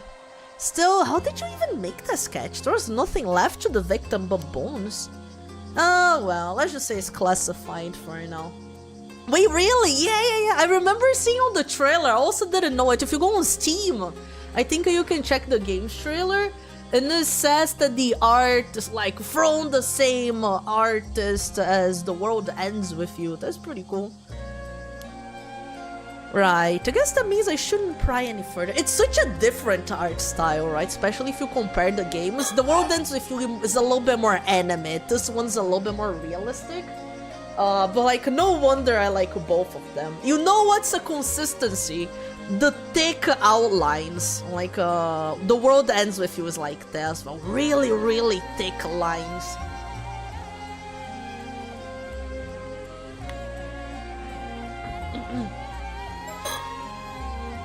Oh yeah, also looked into what that lady was asking about, Somekawa. I like thick, ayo, we all do. Almost cell shading to a point. The world ends with you is almost cell shading. I would say this art style has a little bit more detail, but it's close as well, yeah. Oh yes, did you find anything? Well, it seems she hasn't registered as a resident even though she moved here 5 years ago, huh? And nothing came up for Somekawa in the civil registry either. So I'm afraid I don't have anything on who she is or where she came from. Sorry to disappoint. I see, is that quite common? I really can't see someone moving and not going to register their address. I moved a lot in Japan and that was always the very first thing to do. Otherwise, you can't properly pay your taxes. Like, you can't do shit. You're not considered a person, you know, if you don't have your address there. Happens. It's no unheard of for folks from the countryside to come here for work and just drift on with no one really knowing who they are, huh? Apparently it was really common during the post-war growth period. That makes sense, that makes sense. It seems we have quite the mystery woman on our hands. Yup, though there is something I've been wondering about. Oh, let's hear it. I have some idea who she might be. Well, have you heard of the Kamishima Southern Sea disaster? It was a big maritime disaster that struck 5 years back. I have, yes. Wait, do you think she's the guy's mom? Wait. One of the victims of the disaster was an ama diver and housewife from Kamishima by the name of Mare Minakuchi. That's Yuza's mom. But it seems her maiden name was Somekawa. Wait, what? Oh my god, and now she's fucking dead. Man. So our mystery woman shares the surname of a maritime disaster victim. I'm impressed you managed to dig that up. I was already looking into the Kamishima disaster because of the skeletal remains, so it was a happy coincidence if anything. Was, yeah. Man, I guess she wasn't a mermaid then. She got cursed. Oh, so you thought they might be related to. I'm glad it wasn't just me. Anyways, it seems like the bodies of those disaster victims were never found in the end, which got me thinking. Wait, are you saying... Yep. I was thinking Mare Minakuchi could have survived the disaster 5 years ago. And you think she then moved to Ijika and started going by her old name of Somekawa again? That's right. What do you think? Seems like a long shot, but maybe? But if that's the case, why would she have stayed in Ijika for 5 whole years without thinking to contact her family? Maybe she lost her memories in the disaster? Right. I mean, Yuza did have amnesia, right? If she only had her old memories to rely on, it wouldn't be that odd if she went back to using her old name. Surely her appearance would still be the same though, but it's difficult to imagine no one recognizing her for 5 whole years. It's possible she just never ran into anyone she knew. That kind of thing's more likely than you'd think. Oh, speaking of appearances, I found a picture of Mare Minakuchi from a report on the disaster. I haven't met the Somekawa myself, so could you take a look for me and let me know what you think? Let's see... Yup, like, don't get me wrong.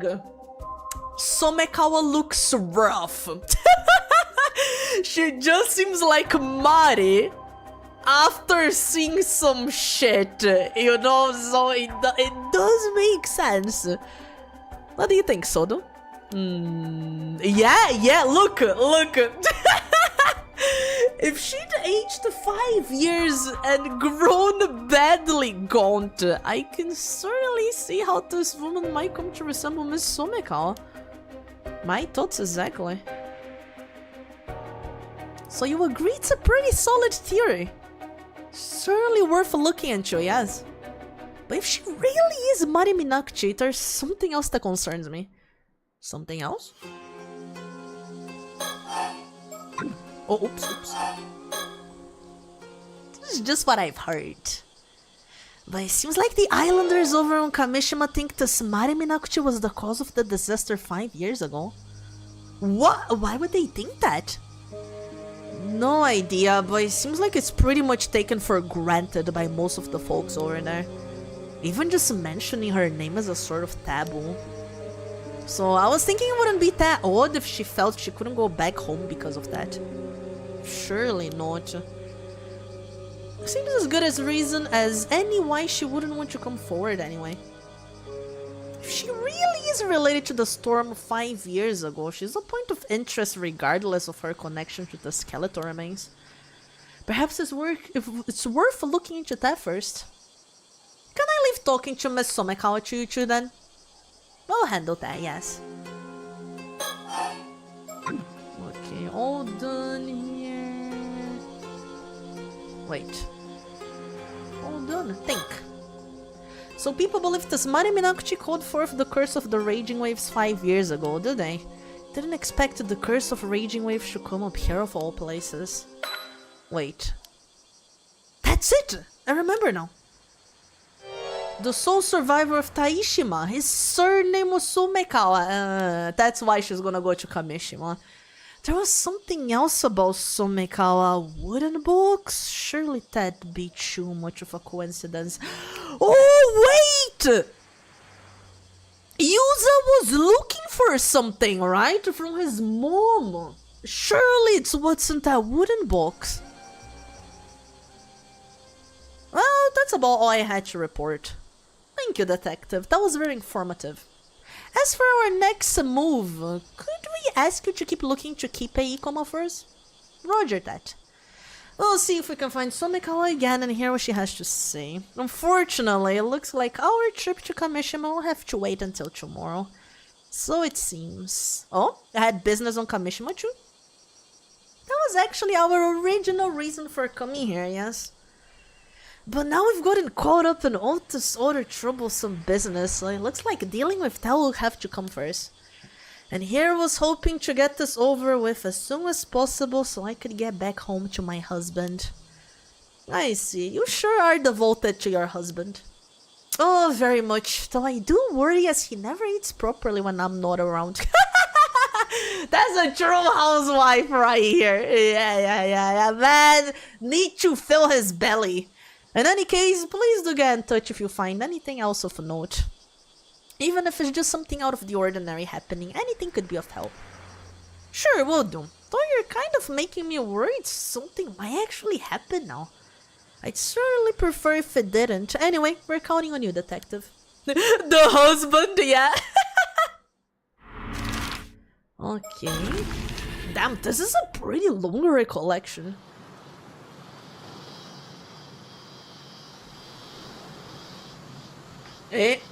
Why? Sodo, why are you looking like this? Bad news, ma'am. It seems we were a step too late.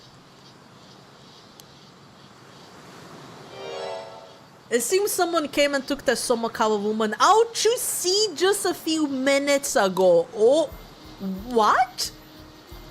According to the witness, a foreign man came to the port of Miss Somekawa and tal. Then they boarded a motorboat that was moored there and headed out into the bay. It didn't appear to be by force, so we can probably assume they knew each other. A foreign man? I'm not sure what's going on, but we should probably get a boat and follow just in case. Yeah, so let's see if... Ugh! Sodo, what's wrong? The spiritual force is overwhelming. What? My body won't move. What's going on, huh? What? Huh? Wait, what the fuck? That girl over there, is she doing this? What the fuck? You can withstand this curse? You really are quite strong, mister. Sorry, but I can't let you go any further. I'll have to ask you to leave. Voiticus Numa, guardian spirit, grant me the wisdom of the Numinous. Oh, high guiding spirit, light my path ahead. It seems like they've saved us the effort of searching for them. So it seems. Let's see if this girl can tell us what we want to know. Damn, Soda's so cool. Look at his pose, chat. Alright, Giga Chad. We're gonna fucking fight, bro? What's going on? What's going on? Who are you? I could ask the same of you. What do you want of Miss Somekawa? So you know who Miss Somekawa is, do you? Maybe. What's it to you? Ma'am, this girl's spirit sense is extremely potent, but she lacks experience. She seems hesitant to employ curses against people.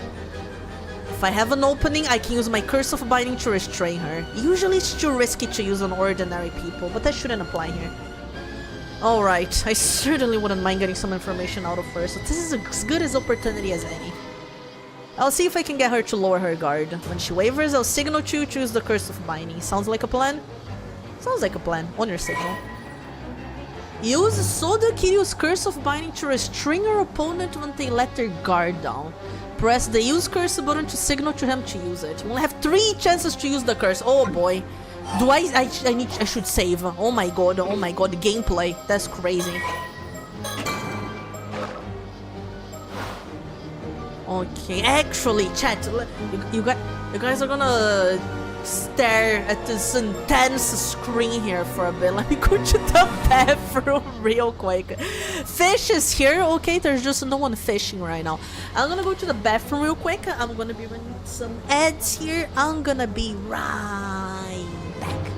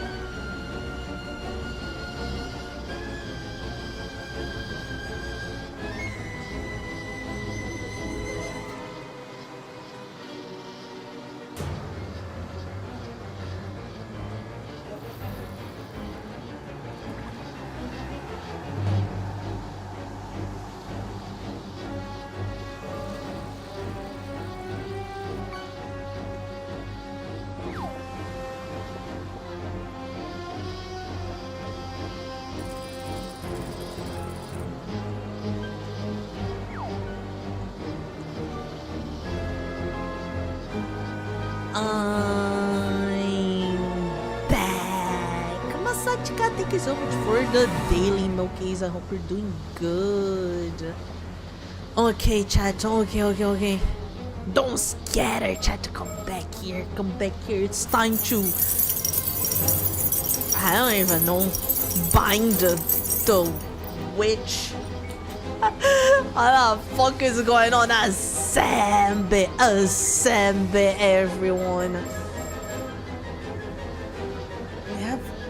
Let's question her. Can we assume the foreign man who took Mrs. Someka is a friend of yours then? So what if he is? Why are you trying to follow them? That doesn't seem like she was letting her guard. Now can we like continue to questioning? Oh, we can! Oh man, what do you want with Miss Somekawa? I could say the same to you. You just want the relic for yourselves, don't you? What? Do you know about the relic? If you know about the relic, I'm afraid we can't let you get away. Get away? I'm the one holding you here. So, peace. No, there's no need to be so uptight. How about we stop all this and just talk a bit? Not happening. We're just going to use a curse the moment I drop my focus. Damn, man. What if we compliment her? Let's go the Riz route. You certainly have remarkable strength for your age. Why? You might even be too much for us. What's with the sudden praise? You're creeping me out. Oh, is it? No! Damn it! I thought she let her guard down with that one. Damn, bro. Seems I'll have to press her further before she'll give us an opening. Damn, man. Let's keep on complimenting. Oh, no, it's the same. Okay, let's keep on questioning then. If you know about... No, wait. This is also... Yeah, this is also looping. Threaten? If you resist anymore, we'll have you taken in for obstruction of public duties. Wait, you're with the police? Despite appearances, yes, defying us could net you quite the heavy punishment. I see, you must be from Paranormal Affairs. Oh, then I definitely can't do what you say. Eh, what? You have quite some nerve standing up to us despite knowing where we're from. Don't think you'll get off lightly for this. Threatening me won't get you anywhere. You can't arrest me unless it's an emergency, right? Oh my god, we even got a check mark! You're also with Paranormal Affairs then. Sorry, I have no idea what you're talking about. Suppose this is the trouble of secret departments. Not even their own members recognize each other. What a bother. Okay, this is looping.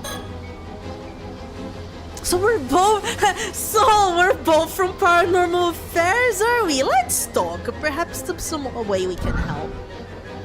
I told you, I don't know what you're talking about. It's none of your business anyway. Even knowing we're from Paranormal Affairs, you kept a straight face and hid your ties, so you can tell we're both bold and smart.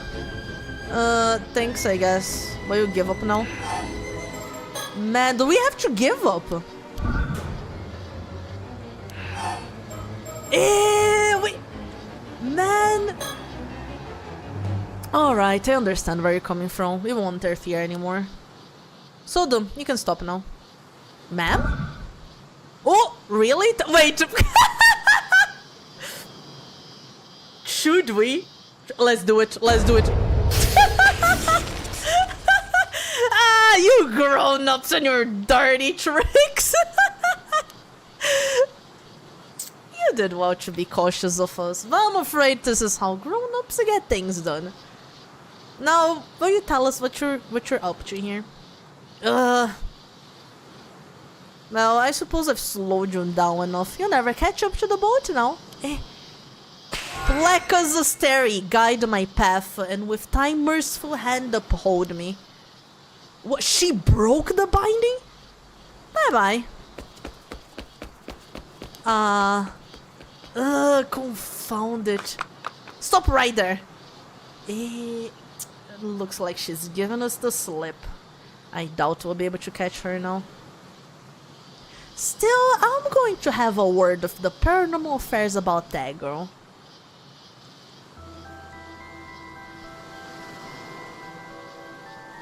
I put in a call to paranormal affairs about our errant young lady just now. I see. I assume she's indeed affiliated with them. Yes, it seems her name is Cersei Lunarlight. Damn, what a name. She's an exorcist from England. She's British. Let's come here on exchange. Part of her spiritual training, as I understand. The Lunarlight family, I see. Oh, are they well known? I've heard of them, yes. They're a distinguished family of exorcists. Quite an old one, too. It would certainly explain the strength of her spirit sense. Right. In any case, it seems she's in the care of paranormal affairs while she's in Japan. Honestly, I do wish they'd tell us these things in advance. What is she doing here in Mie Prefecture? Well, it seems even paranormal affairs isn't sure what she's up to. They've been looking for her. From the sounds of things, she's been skipping her training assignments to travel around Japan, visiting all sorts of spiritual spots instead. It doesn't seem like they're keeping an eye on her at all. Unfortunately not. They asked me to tell her to return to Tokyo at once when we next see her. Ezaku, thank you so much for the 20 months. Thank you. I hope you're doing good. I see. More work for us then. Yes, the things we find ourselves caught up in. She seemed to know about Somekawa too. I've got a bad feeling about all this. Shall we try looking for her? I imagine she's still in the area. No, not now. If all that is true, I doubt she'll be looking to cause too much trouble. Besides, I'm sure we'll run into each other again eventually. Well, I think that's enough trouble for one day. Let's call it a day. We'll head for commission first thing tomorrow. Understood. Okay, now her recollection is done. Let me see. Taking a look at the time. I think we leave Yuza's part for next time. Oh, we can see the birds here. Wait.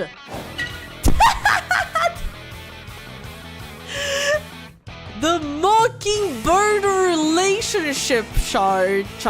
So orange is best buds.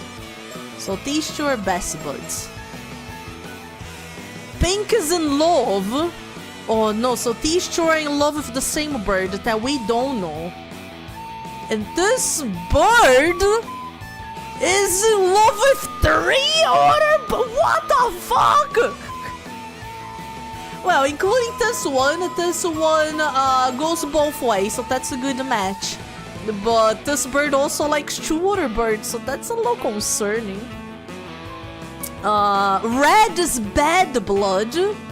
We don't know anyone that has bad blood so far. And blue is question mark. We have just one here. That goes both ways. Oh, we actually get their fucking lore. That's so funny. Okay, let's see the bird's lore, chat. Okay, the Maverick Manny. A member of the Bamboo Breakers dance team, this lucky duck is envied far and wide as the man who stole the heart of Maverick Mandy. The two are now a pair of lovebirds anyone would envy. Or so he thinks. In reality, the only time they can be called that is during their extravagant dances. And he remains blissfully unaware of her frequent flings. A fact that everyone else on the team has already noticed. Poor Manny is a cook, chat. Oh. Medtech, thank you so much for the daily Milkies. I hope you're doing good. The Fast Lane Frigate, a die-hard sea racer most often found speeding across the surface of the ocean. This thrill-seeker was originally drawn to the danger of always being a wing beat away from a watery grave. After falling for Maverick Mandy at first sight, he joined the Bamboo Breakers dance team in a complete 180 from his usual ways. In recent days, he's often seen fumbling his way through unfamiliar dance moves and puffing up his bright red throat sack in an attempt to catch her eye. Oh. Duck! No, Coco! A duck. My bad. The Kiting Killer, the strategist of the Rebel Roost delinquent crew. He can often be seen circling the skies over their territory, ever on the lookout for intruders. Those unfortunate enough to be spotted by him will find themselves greeted by his signature dive bomb attack and grappling claws. He and Fastlane Frigate of the Bamboo Breakers dance team go way back, having fostered a mutual respect for each other's prowess during their scenic racing days.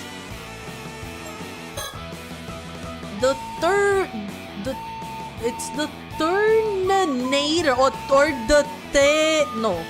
no, that's an R and an N. It's the Turninator, the captain of the raid team for the Rebel Roost delinquent crew. Although the sight of him skimming the water during his daring dives is awe-inspiring in itself, he also commands the respect of the rest of the gang for being the first one to gain the trust of their maverick leader, Don Heron. This guy is in the middle of so much stuff, man. The Tit for Tat, the top troublemaker of Blue's Brutal Beaks, a gang of delinquents from Eve's Academy who has recently been wreaking havoc throughout the region. Despite his cute, snowball-like appearance, he's both fierce-tempered and ruthlessly territorial, and the force with which he flies at anyone who messes with the gang's turf is more like a bullet than a snowball. Damn. Yo, I'm invested on the birds. I wanna get them all, cause I wanna know all their lore. Oh, okay, let's save here. We also got these stories, like fully completed. I thought this one, for it to get dimmed out like this, I thought you would have to not bind the girl, but apparently that doesn't really make a difference. Interesting. Okay, chat, let's start wrapping it up here for today then.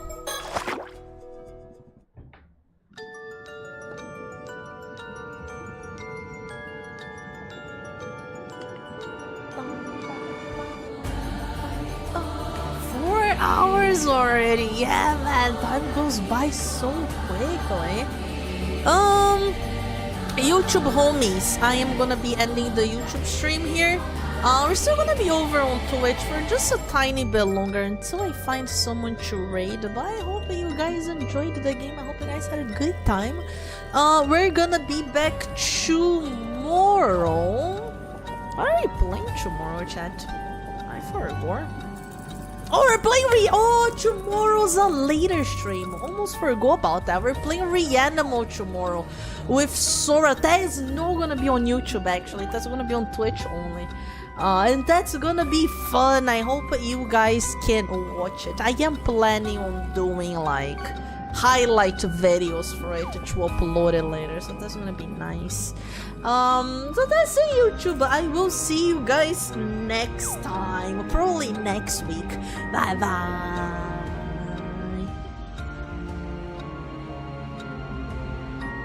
Okay, you